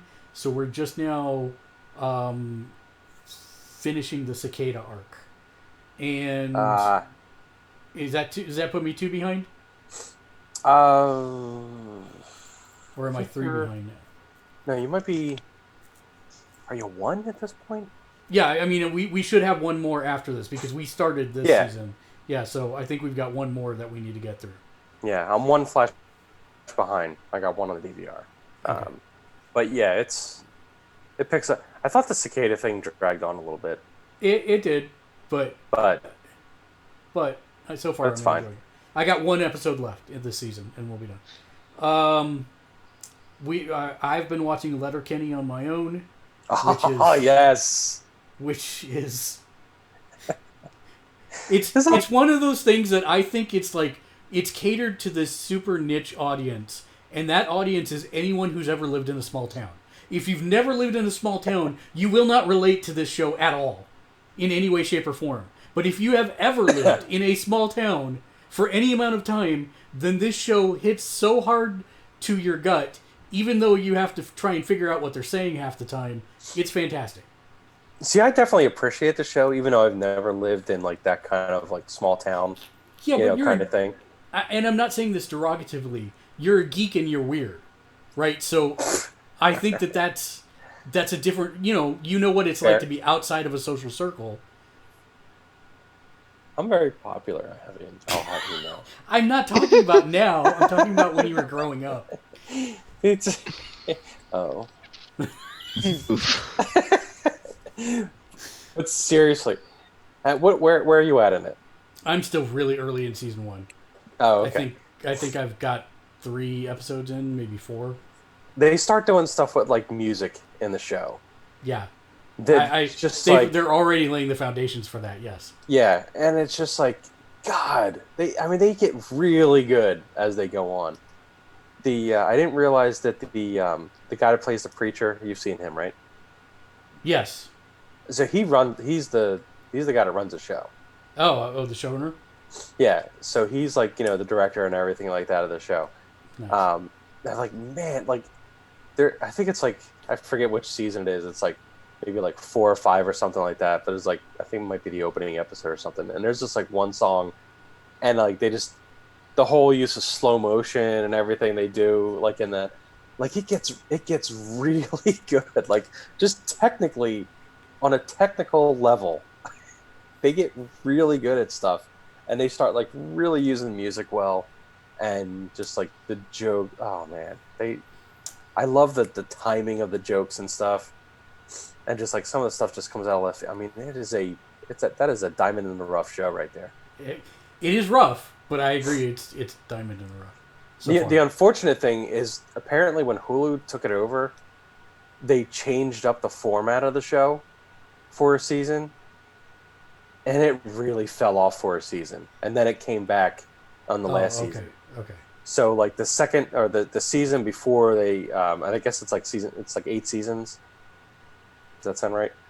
Yeah. But the 7th season definitely takes a nosedive. Okay. It's not like completely terrible, but it's like they changed the format and it's not working, and then they go back to what works after that one.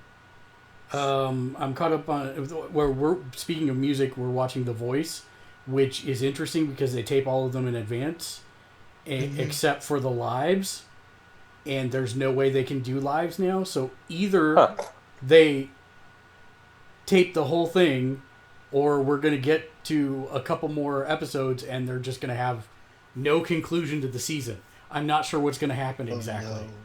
So that'll be interesting to watch.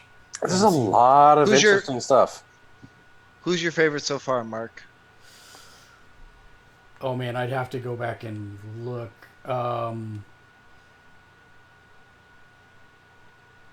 I think Jonas has been doing fairly good with his picks so far this season for being the rookie. Yeah, but I mean, most everybody that John picks up are always the front runners. True. in my Yeah, mind. John is extremely picky. And I think it serves him well. I think Mhm. Blake's got a couple people that normally wouldn't be on his team that Yeah. are going to be ones to watch. And Kelly's team's good. It's all females, but two. Yeah. But it's Yeah. it's good. But and there's nothing wrong with that. It's just there's Yeah. not a lot of diversity on the team. I don't think. Yeah. So I don't know. It's I think it's too early for me to call front runner. Like last year, Katie Caden was by far away the person who should have won, and I don't know how she didn't win. And yet again, we got another country artist because the Midwest, darn you Midwest. Right. Anyways, yeah.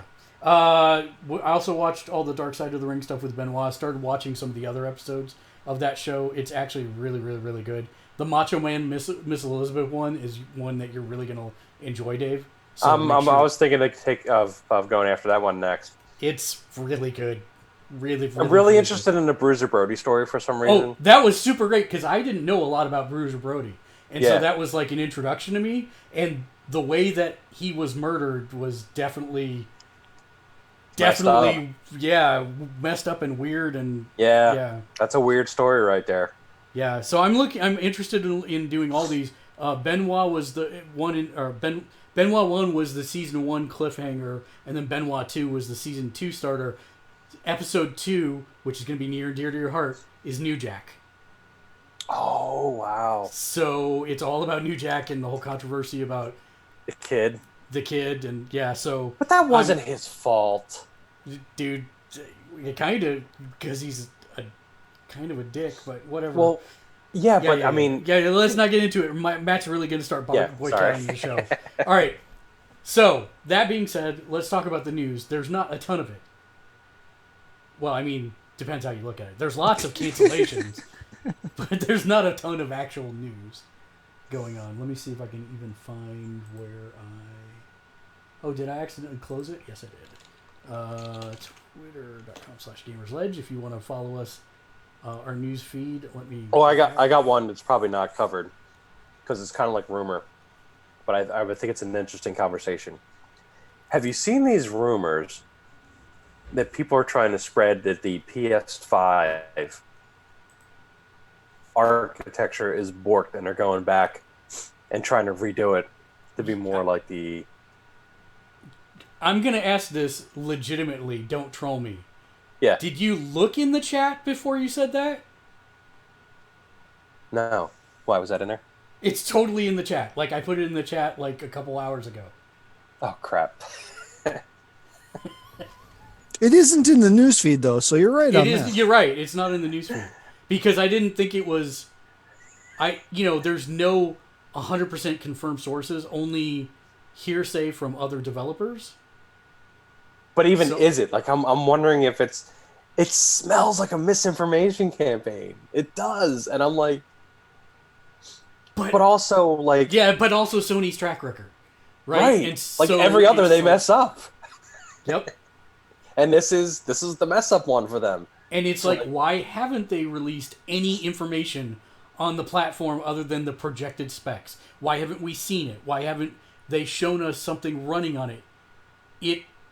It's one of those things that I think it's a misinformation campaign that has just enough air of truth to make you second guess. God, it's brilliant. Either way, it is brilliant. Like, if it is somebody like... If, actually, there's something I actually did listen to that, did you ever, oh God, what is it like, oh God, it's like something of the dark web, like Secrets of the Dark Web. It's a podcast that covers like a lot of like cybersecurity stuff and like crazy stuff. But they went into Xbox hacking. Like the Xbox hacking scene back in the day. Yeah. And they did like a 2-part episode on that. And it was like this really crazy story of like how like people like broke into like developers and everything like that and just started getting all this information. All they wanted to do was just play games early. So they got access to, code to play games on the Xbox early. and it started like they got into like specs and everything with like the Xbox 360 when that came out, and just did all kinds of things from there, and just like the information they were able to get from developers about stuff was pretty crazy. So just like it's just interesting how like all that stuff kind of like comes together, and like everything became so guarded after that because of all that incident.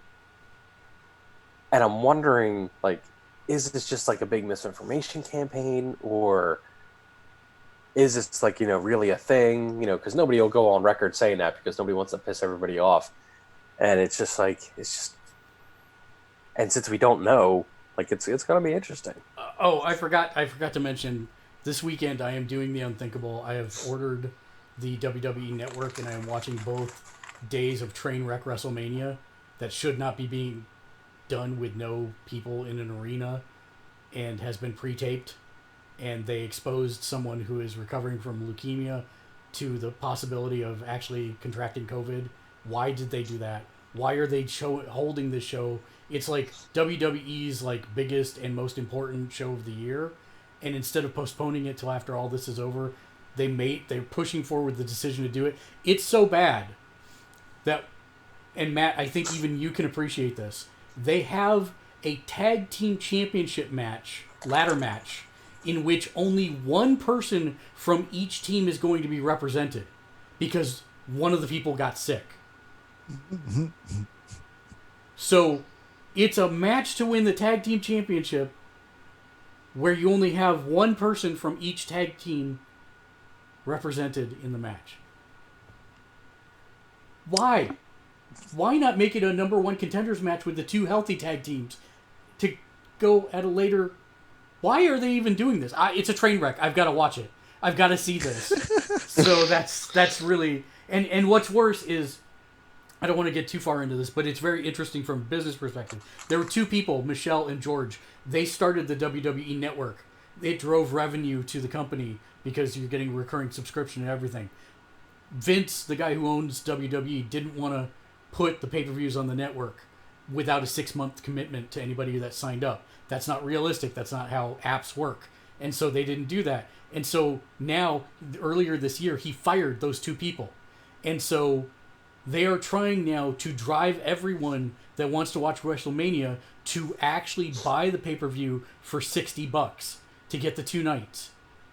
When you can create a WWE Network account for free and go watch it for free during your 30-day trials. Nice. I do not like the company. I do not like their underhanded tactics. This is a bad time. They should be promoting it on the network. Go watch it for free. Get hooked.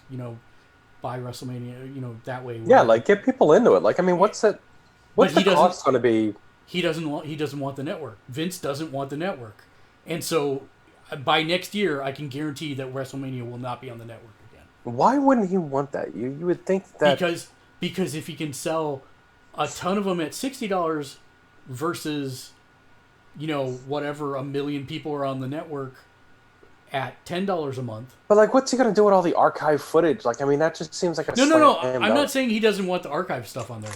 He doesn't want the pay-per-views on there. Oh, okay. So it's just specifically for the pay-per-view stuff. Yep. So it's a case where, and what's worse is now what they've done is they've partnered with Fox so that Fox is going to stream it, right? And they're going to get such a low buy rate off those that when it comes time for them to negotiate carrying it next year or doing some kind of rights deal to sell off the pay-per-views, because that's what Vince is working on right now, they're going to look at these numbers and he's just wasted all his goodwill with Fox, in my opinion. Who knows what advertising rates are going to look like next year. But anyways, this is really dumb. But the reason I stopped on this is you need to watch this. Do you know who Matthew is, Dave? Botchamania? No, Okay. I don't think so. He's this guy that makes a show called Botchamania where it basically showcases all the botches. But he made this thing. Nice. He made this thing to end his show that involves Kofi going up against Brock, and it's set to Toy Story, and it's like, at first it's really cute and then it's really sad. So you really need to watch it. It's really good. It's on the Twitter feed. That's fine. Okay. March 20th. Holy crap! Wow, we haven't done a lot of news since March 20th. Rosario Dawson cast as Ahsoka on The Mandalorian. Did we talk about that last time? I don't think we did. I don't think so. I think that was maybe haven't. Yeah, that's in like the past week or so. Yeah. So No, it was That's 2 a- weeks ago, March 20th. Well, we didn't talk about it on the thing. How would you know? You weren't even here. Was I not? You were not on my birthday. Because remember, What was I doing? You said you were going to you show had to up. watch. And You had to watch a show with the wife. Or something. Oh, yeah, that's right. That was a weird. Yeah. if you haven't heard us talking about it, you can get a free month of CBS All Access right now to watch Picard and Discovery and all those things. Use the code GIFT during checkout and you get a free month. And I will tell you that is one of the worst apps on PS4. I haven't watched it through a browser, so I don't know how that is. But on PS4, that app is hot trash. It's not much better on my smart TV.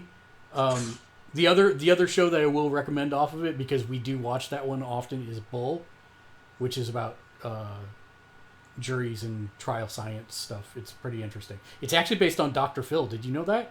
Yes, you've mentioned that. Several times. Just because it surprises me every time I think about it. And it's the dude from NCIS. It is the dude from NCIS, yes. PlayStation 4's April games revealed. We know that they're going to get... was that the Shadow of the Colossus one? No, that is this month. No. Uncharted 4 and Dirt Rally 2.0. Yep, Uncharted 4. Which means that you have now gotten the entire Nathan Drake series for free from Sony. Yep, if you've been around for a hot minute. Yep. Yeah, I just realized I never saw Games with Gold ad, so I'm going to look that up while you carry Apparently on. it's all the Square Enix games that you can get for $3. I'm not bitter. Unity is giving away hundreds of hours of premium tutorials to get people interested which is a super smart idea on their behalf. Get people building games, excuse me.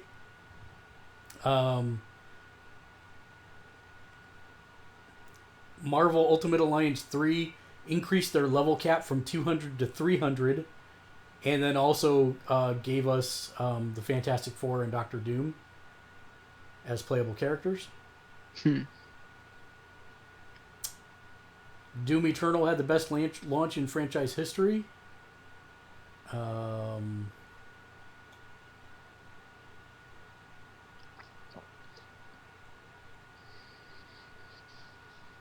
Oh, this is something that we have not talked about, which I thought was super interesting. Did anybody besides me see the Epic Publishing details? Like, Yeah, if Epic becomes your publisher of your game? yeah, I saw it. Did you see it, Dave? I did not. So, if I'm developing a game and I get Epic to publish it for me, I own 100% of my IP. They pay all of my development costs and marketing costs. And then it's a net 50 share moving forward. After costs are recouped. That's Yeah, in the after- fine print. That's not put in that blurb. But After. Epic has to recoup cost, and Right. then you make 50-50. Right. But compared to the rest of the industry, this is super generous. Yeah. Super generous. Because The normally... only thing I wonder is if your game tanks for some reason and you don't ever recoup cost, what happens then? If there's got to be a clause in the contracts. but it's Yeah, I'm not. sure there is. I would be interested to see one of their full contract disclosures. But there's a lot of people who are saying that this is going to actually change the industry. And when you have as much money as Fortnite does, you're all right to do stuff like this, I think. It's kind of crazy. They keep giving away games too, so Yeah, obviously At they least, have. at least something good came out of that stupid thing. Hey man, Deadpool dropped it. This isn't on the newsfeed, but Deadpool dropped today in Fortnite, and it's actually not too hard to get. You basically have to find 2 of Deadpool's pistols in the menus and click on them, and then start a game, and in the game there are telephone booths, and you go into a telephone booth and you come out as Deadpool. And then you own the skin from that point on, which is pretty badass. So that's not bad at all. And then you can search, you can do other things to get his katanas and his guns. So that's kind of cool. We already talked about Fantasy PUBG. It was Trials of Cold Steel 3, right? Trails. It is Trails of Cold Steel 3. Yeah. Okay. Trails of the Sky was the first series, and Trails of Cold Steel is the second series. And I've still never played this game or seen anything about it. It's a pretty big. It's a Nico Falcom. Did I get that right, Mitchell? It's Falcom. It's Nico Falcom. Nihon. I think it's Nihon. Okay, whatever. Nihon Falcom. Everybody in the U.S. knows it as Falcom, who also produces the Ease series. So it's a similar-ish, but it's a different setting. But this is the fourth game of that series. It's been one of those that I've wanted to play. I just have never gotten around to it. So, but yeah, it's been a mobile series, or not a mobile, but a handheld series up to Trails of Cold Steel 3. So that means Dave's played it, right? Dave? You would think so, but No. PSP and Vita games that are Right. nice, It's an well RPG. done. He doesn't do RPG. that. Yeah. That's not necessarily true. Just doesn't have cutesy animals that are in debt to a Tanuki in them, or and that's also not true. Like, for instance, like one of my favorite PSP games was Joan d'Arc. Remember that one? Anyone? Vaguely. RTS. Yeah. Yeah, it was a tactics game. Yeah. Who did Um, that? It was wasn't it the people that did actually I don't know. I think I actually own that game. You should. It's fantastic. It is done by It's not Nippon Ichi game, is it? Scroll level 5. Level 5. Okay. Level 5, that's it. Level 5. Yeah, SRPG. 2006. Oh hell, that would have been that RTS. was right after the comic shop days. No wonder Yep. I didn't play. Yeah, it was back then. It was that long ago? Oh Yeah. yeah, it's a long time ago. Yeah, I was like, that's why I said vaguely. I'm like, I remember I played it, but I don't remember too much about it. That's a good game. So that brings us to our final discussion topic, and then we gotta wrap it up. I've got two. Oh, I've got two. go ahead. Found the games with gold. Xbox One, April 1 to April 30 is Project Cars 2. Through April 16th through May 15th is Knights of Pen and Paper 1 and 2. Which are excellent then, games, and you should play them. Yep. And then on the 360 with backwards compatibility to Xbox One, April 1 to April 15 is Fable Anniversary Edition. And April 16th to April 30th is Toy Box Turbo. Which looks to be like a Matchbox style racing game. And then we did talk briefly about the fact that everything in the Marvel lineup has been delayed, and we got some official news and one title ad. For 2020, all we will be getting, I guess if you want to look at it that way, is Black Widow on November 6th. 2021, The Eternals slid to what used to be the Shang-Chi slot on February 12th. Shang-Chi slid to May 7th, and Doctor Strange in the Multiverse of Madness is November 5th. 2022 now has Thor: Love and Thunder on February, Black Panther 2 in May, and revealed is Captain Marvel 2, which is probably a pending title. I'm sure that won't be its final title, on July 8th. And then there's still the Untitled slot in October. So Of 2022. of 2022, yeah. Oh my god. So yeah, It's becoming a real possibility we're gonna die before these things ever actually Hey! conclude. I'm just saying. I'm not wishing it on anybody. I'm just saying that, like, this is beginning to be concerning to me. I mean, I was actually legitimately concerned that something would happen to me that I wouldn't see the end of Star Wars or the end of the initial phase of Marvel movies, and I survived that. So basically, everything else from this point is frosting. Okay, all right, it's gravy. So that brings us to our final discussion point, and that is that Naughty Dog has infinitely delayed Last of Us Part 2 due to logistics issues. So this is my point of contention. What's different between Square Enix and Naughty Dog? because Naughty Dog is decided to delay theirs indefinitely. Square Enix has not. Same infrastructure issues are in place for Final Fantasy. Why? What's the difference here? I can't. I get warehouses might be closed, shipping companies might be harder to contract right now. Is it definitely? Are they finished? Finished? No, they're not. So I think It's that's really my- close. They said they're my- really close. My guess is that they have more to polish than they were comfortable with, and that's the reason for the delay. Like they want to make sure the game is like perfect, or as perfect as can be. Which I'm fine with that, but that's not what they said. They Well, said no. it's due to logistics that they can't do it. Yeah, and any reason is given is only one reason of many, right? So but the logistics thing I think comes into the fact of 7's been gold for what, a month now, so there's been time for it to get pressed on discs, packaging put together. All the people working in those factories were probably still working up until a point when that was all in production. So production timelines and logistics were probably still reasonable to get the game out on time, whereas we're in the middle of dead zone, nothing happening now. So there probably is and then there's going to be a huge backlog whenever everybody finally goes back to work. There's going to be a massive backlog of stuff. So Well, do we I think wouldn't. that's kind of where I'm going with this? Is do we think that every non-digital game, because obviously the stuff that's coming out on the PSN, that's going to come out on the PSN, but do we think that every disc-based game moving forward is going to be delayed indefinitely at this point? Well, it kind of depends on how they want to play it, right? You could take the stuff that happened during the outage and say, okay, we're just going to delay that. Everything that's past that is going to come out on time, and then we'll weave these other things in as time goes on. Or yeah, they could just say, okay, everything, just pick it up, shunk, shunk, and everything else has to, slide down the path.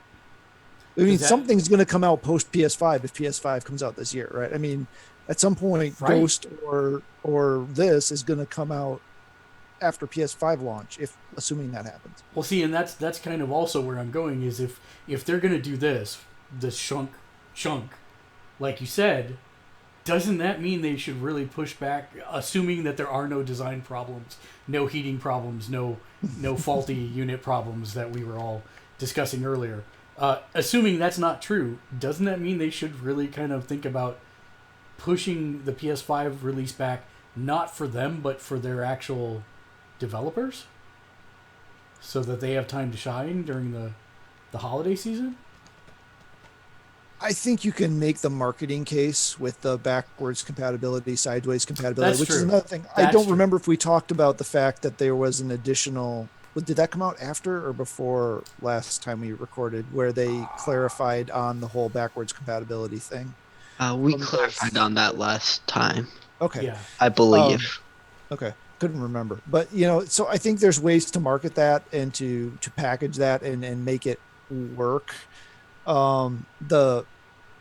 I think it's going to be a game of chicken, right? I mean, I think it's a fair assessment to say that there's a fairly good chance that the systems are not going to come out this year, or if they are, it's going to be much closer to Christmas than either of them intended.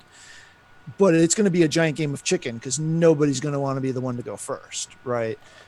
So will they still come out around Thanksgiving, which is, around the time when we pretty much know that the Xbox is aiming for, and can reasonably say that's when the PS5 was aiming for as well. Will that still be met? Yeah, I'm starting to lean. It's impossible to know. Yeah, I mean, it's at least 50-50 at this point. But yeah, I don't think it's going to affect the game's release because they'll find a way to market it. So, did we talk about the price, the PS5 port price? Well, we've talked about what we would like the price to be and what we would think the price would be, but So that's also not on the news feed. That was my bad because I read that story. There was a Canadian retailer that worked with Sony, and it showed the price being listed as $400 for the PS5. Which, if they do that, that would be a monumental achievement for what we're getting in that box. Mm-hmm. What do we think about, any opinions on Well, That I would be think if they learned anything from the last go round, is that affordability will have a positive impact on your Mhm. unit. Um, People are crazy like that. I know, but I mean, the Xbox presumably isn't attaching a weird $100 peripheral that you have to buy with it day one out of the box, so that they're not going to have that cost factor. So Yeah, it's they are been hard drives. well, yeah, but I mean, it still comes with one. I mean, they both come with a hard drive, so it's not a Instant what necessity. the hell was that thing called? Connect. So in theory, there's going to be greater parity in the cost between the two and the pricing than there was for that. If they have made enough money this year that they can bankroll undercutting that hard, that would be a pretty awesome thing. But I can't see how they go less than 450. But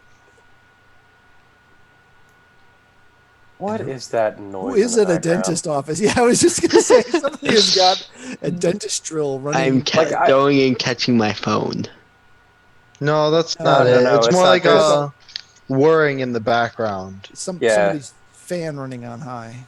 And Oh, it's been driving me nuts the whole entire time. You know what it is? It's my download of Final Fantasies. Oh. Or screaming in the background.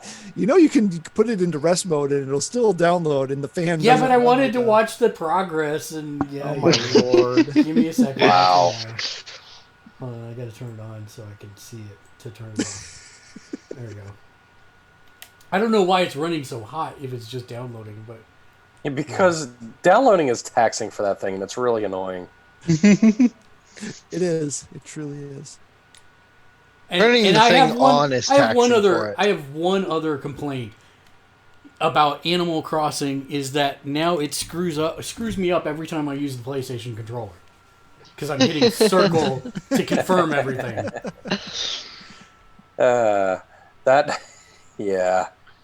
That happens. Button confusion. That must Okay, be is it a gone now? you older people problem. Yes. Is it gone? Okay. You could have said something earlier. I would have turned it off then. I honestly thought it was just me, and I was going insane. It's not an That's one way to unlikely look at option, reality. but you know. All right, that's going to bring us then to final thoughts. No, hold on. There's one more story that you ignorant people are ignoring. What are we so ignorant about? Is right. Because everybody is completely anti-Nintendo around here. Hey, Can we talk about how the Switch is sold out everywhere? That is so. So the funny That's part significant. about this. That's significant. So the Yes. funny part about Yeah. this is that my wife turned to me and said, "I want Animal Crossing's limited edition Switch," and of course it was already sold out. That And was so- the worst text I ever received from you ever. It was Oh just my for God. me having to tell you that, just like, oh, you're gonna be paying for that one, dude. I'm sorry. Yeah. Like I hated giving you that news. Well, we're lucky that we had the funds set aside where we could do it, and so we bought it from a scalper on eBay, and we paid more than we should have. It wasn't good. But the funny part is that normal Switches now cost as much as hers. So Yeah. Oof. it's pretty funny. Yes, because of COVID, people went out and raided all the big box stores for Nintendo Switches, and they are selling like hotcakes. And they are up over. Last time I checked, $560 for a normal Switch. What? On eBay? Yeah, I know, I'm not joking. Gosh. holy scheiße! The last time I checked, they were doing like 400, and I thought that was insane. No, I'll double check It because got maybe it worse. came down again. But It the got last time I worse. checked, it was indeed Nintendo Switch. It was that high. Well, if you want the gray ones, then that's a light though. Hold on, let me find the actual real one. So this one's $440 for the red and blue. $430 for the gray. Wow. $6.99 for her Animal Crossing special Yeah, edition. I was ready to say if you need like rent next Yep. month. Yep. Jeez. Used ones are going for $375. Man, Yeah, as here you much go. as I play mine, I should $519. sell it. $519 for the red and blue. Wow. $464 for the gray. I'm trying to find new ones and not used ones. But that's insane that used ones are going for that much. Yeah, used ones are going. Yeah. Here's one, $390 for a used one. Jeez. It's And amazing. Oh, here's another. This is the Animal Crossing edition with the Ring Fit bundle, $760. Ring Fit's another one. Ring Fit. Yeah, Ring is- Fit's completely sold Yeah. out. Oh yeah, it's been sold out, but it was sold out like well before COVID came along. Like it was. It wasn't well before. It was like right before.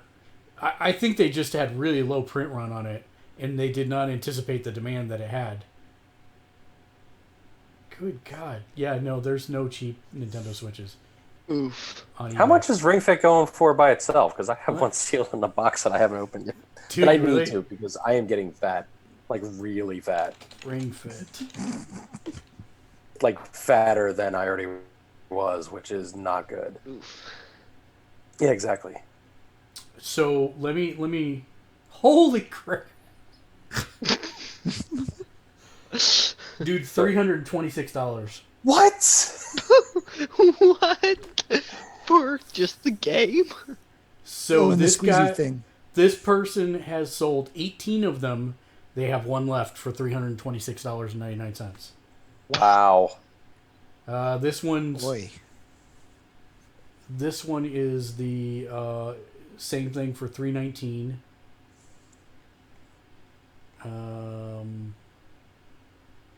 There's one for $284. Damn. $299. Just for the Ring Fit. Yeah. Wow. Yeah. Now this one is used, and it includes the ring and the leg strap for $240.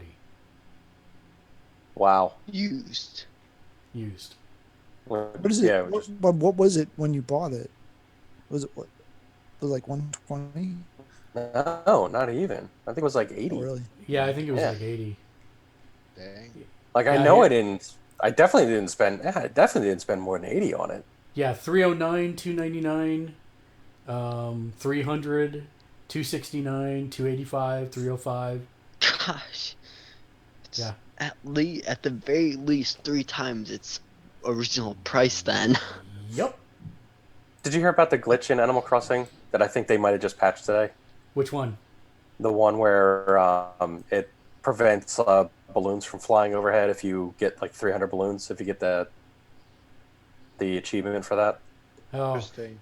no, all I know is that they've been, like, people have been taking pictures of the number of balloons has gone the other way. Like, it used to be, like, once every 3 or 4 minutes you get a balloon. Now it's like there's 2 on the same screen, and people Oh, are yeah, like, yeah. we're being invaded by the balloons. It's crazy. Yeah.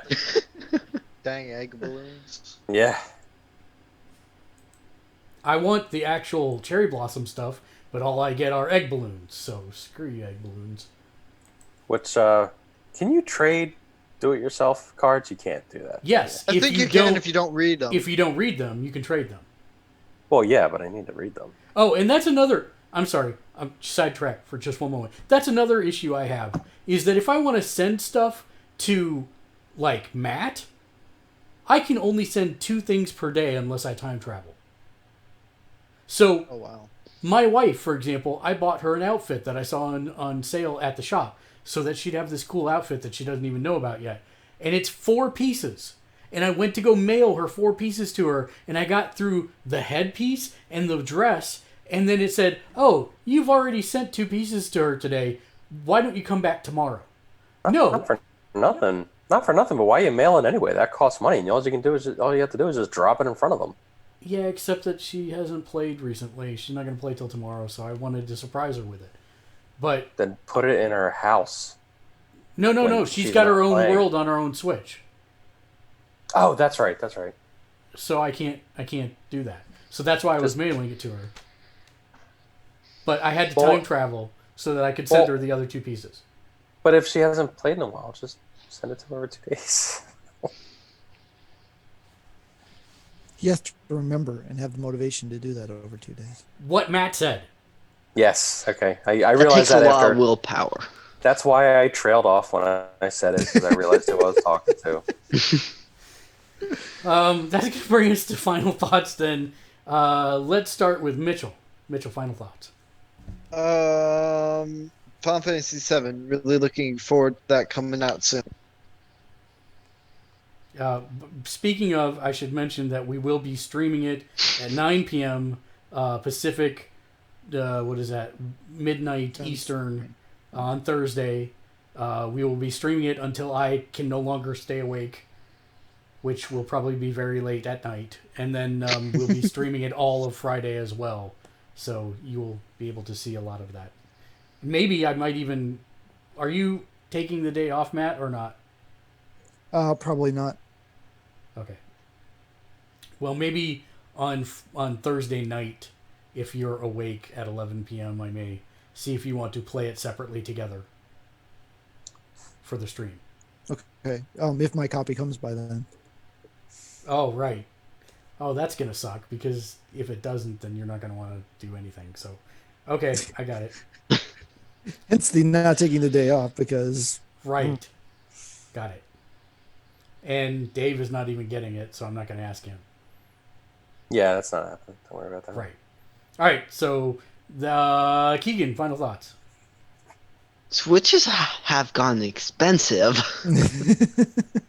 Like, that is Yes, ridiculous. He's like figuring it. He's gonna wait till everybody falls asleep and sell it. Nah, I still need it. Matt, final thoughts. my final thought is I don't know how streamers and people that game exclusively with headphones sit with these things on for so long. I have had these headphones on way more than normal because I've been using them for all my work calls. And oh, my ears. It's like, I don't know if I just have abnormally large ears or I just have cheap Yes. headphones or what, but oh my gosh, these. If you've seen me sitting here all night adjusting them, normally I'm fine for a podcast, but I'm not normally wearing them all the time either. It's just like, I can't. And one day I got up really late, so I had my glasses on. That's untenable. How the heck anybody streams with headphones and glasses? I'm not gonna lie. That is a really annoying thing. Like right now they're crooked and I can't really fix them. Well, no, actually, you could. Never mind. Well, These and they headphones just I'll be sit able back to. there, and it's just like after a while, the pressure point is just like, feels like I'm going to get a bed sore behind my ear. Yeah, it gets old. Well, I use like the Bose wireless, and they're very comfortable.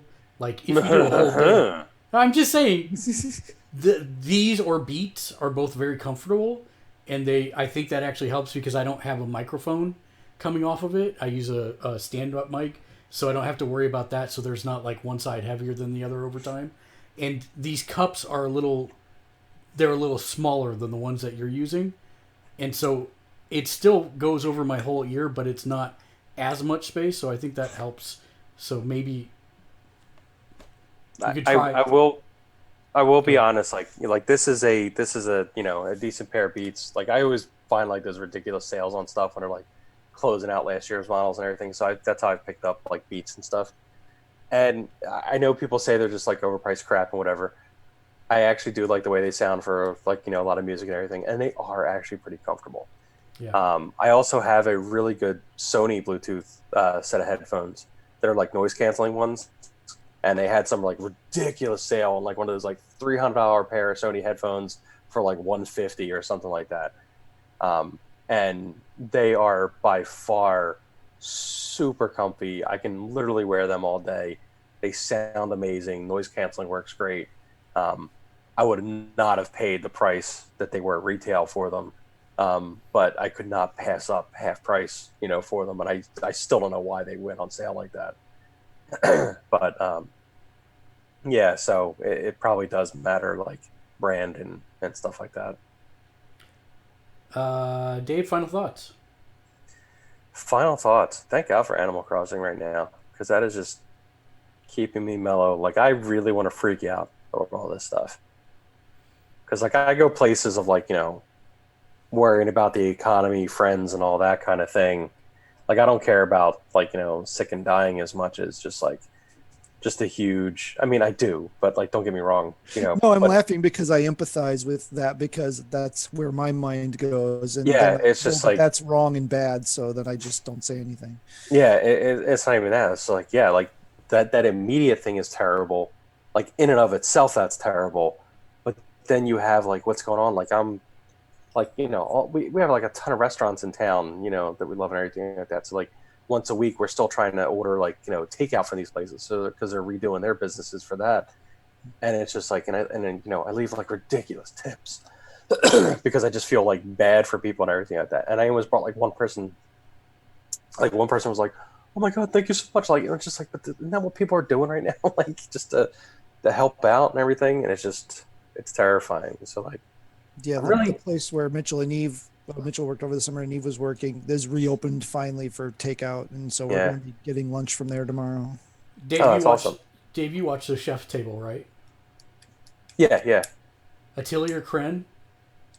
The three Michelin star restaurant run by Monique Kren here in San Francisco? Oh, yeah. Take out 6-course meals for $55. Holy shit. Yeah. Yeah. $38 and 55 $38 for 4 courses, $55 for 6 courses. That's got to be amazing. I don't know yet, but we're going to find out. Yeah. You definitely got to take advantage of that. No doubt. I mean, normally their cheapest tasting option, which I think is 3 courses, is like $138 a person. Yeah. So I'm like I could never do anything like that because it's just like, I mean, we've done. God, I think the most expensive one I did was this. It was a New York steakhouse. It was a steakhouse in New York City, and the ambiance at the place. Oh God, I keep forgetting the name of the place. But it's like literally hundreds of years old, and they have like pipes of like everybody used to like put their pipes. It was like one of those old kind of things. So they have like the walls just lined with like pipes that are like hundreds of years old from like the people who were first here in the country. That's how old the place is. And that was probably the most expensive meal like we ever did. And it was totally worth it. Like it was fantastic. But then when you're talking about spending more than that on a place, it's like, I don't know. My most expensive ever was a place in the Market District of downtown Kansas City called Les Fous Frog. And it was a French restaurant. Obviously. And I took my girlfriend at the time and 2 of my friends out, and it was more than my rent. And the sad part to say is that's not even the cost of one of the full tasting menus at Atelier Kren. And so it's like, woof. So yeah, I totally want to try it. So we'll see. But my final thought is I wonder if all the people with OCD are right. Yeah. Because my wife is immunocompromised. I have to go through such a process just to walk the dog. Like I come back in, I immediately get a disinfectant wipe. I wipe my hands. I wipe my keys. I wipe my phone. I wipe the dog's leash. Yes, and then I'm taking off my shoes and I am wiping down the soles of my shoes and leaving them by the front door. They do not move from in there. If we get Amazon packages, I have to wipe down the outside of every package, and then I have to wipe down the inside contents of every single package. It's like they said the outside of packages isn't that big of a deal. Apparently, it's a very hard time living on. It is. Well, yeah, I guess if it's like, yeah. And then I have to wipe down every surface I touched. I have to wipe down the inside of my jacket and my sleeves because I usually use those to open the doors, so I'm not directly hand touching it. So I have to wipe down that. So it's like this was my wife's life before she became immunocompromised, and she relaxed over that period of time, and now I'm the one having to do it, and it's like I'm like, I wonder if they were right all this time to be those people who had to wash their hands every 5 minutes. Yeah, maybe so. There's a friend of mine that's like that, and he's just like, nah, not so crazy now, huh? We'll end the show as we normally do with a fine piece of wisdom to carry you over God, till next this we is- meet.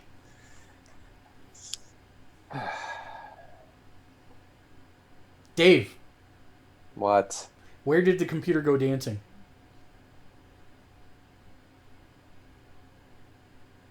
At the hop? No, at the disco. Oh God, I hate you. Until next time, thanks for watching Game On. It'd actually be the Hey, disc Mom. guy, but you know. Oh, see, Burn. God, he made it worse. Oof. You were supposed to not ever do that.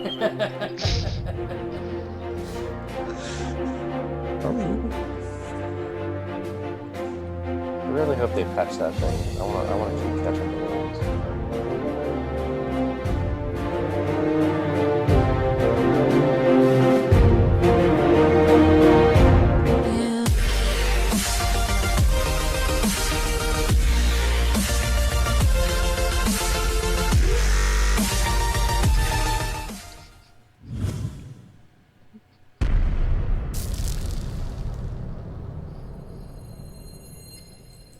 At the disco.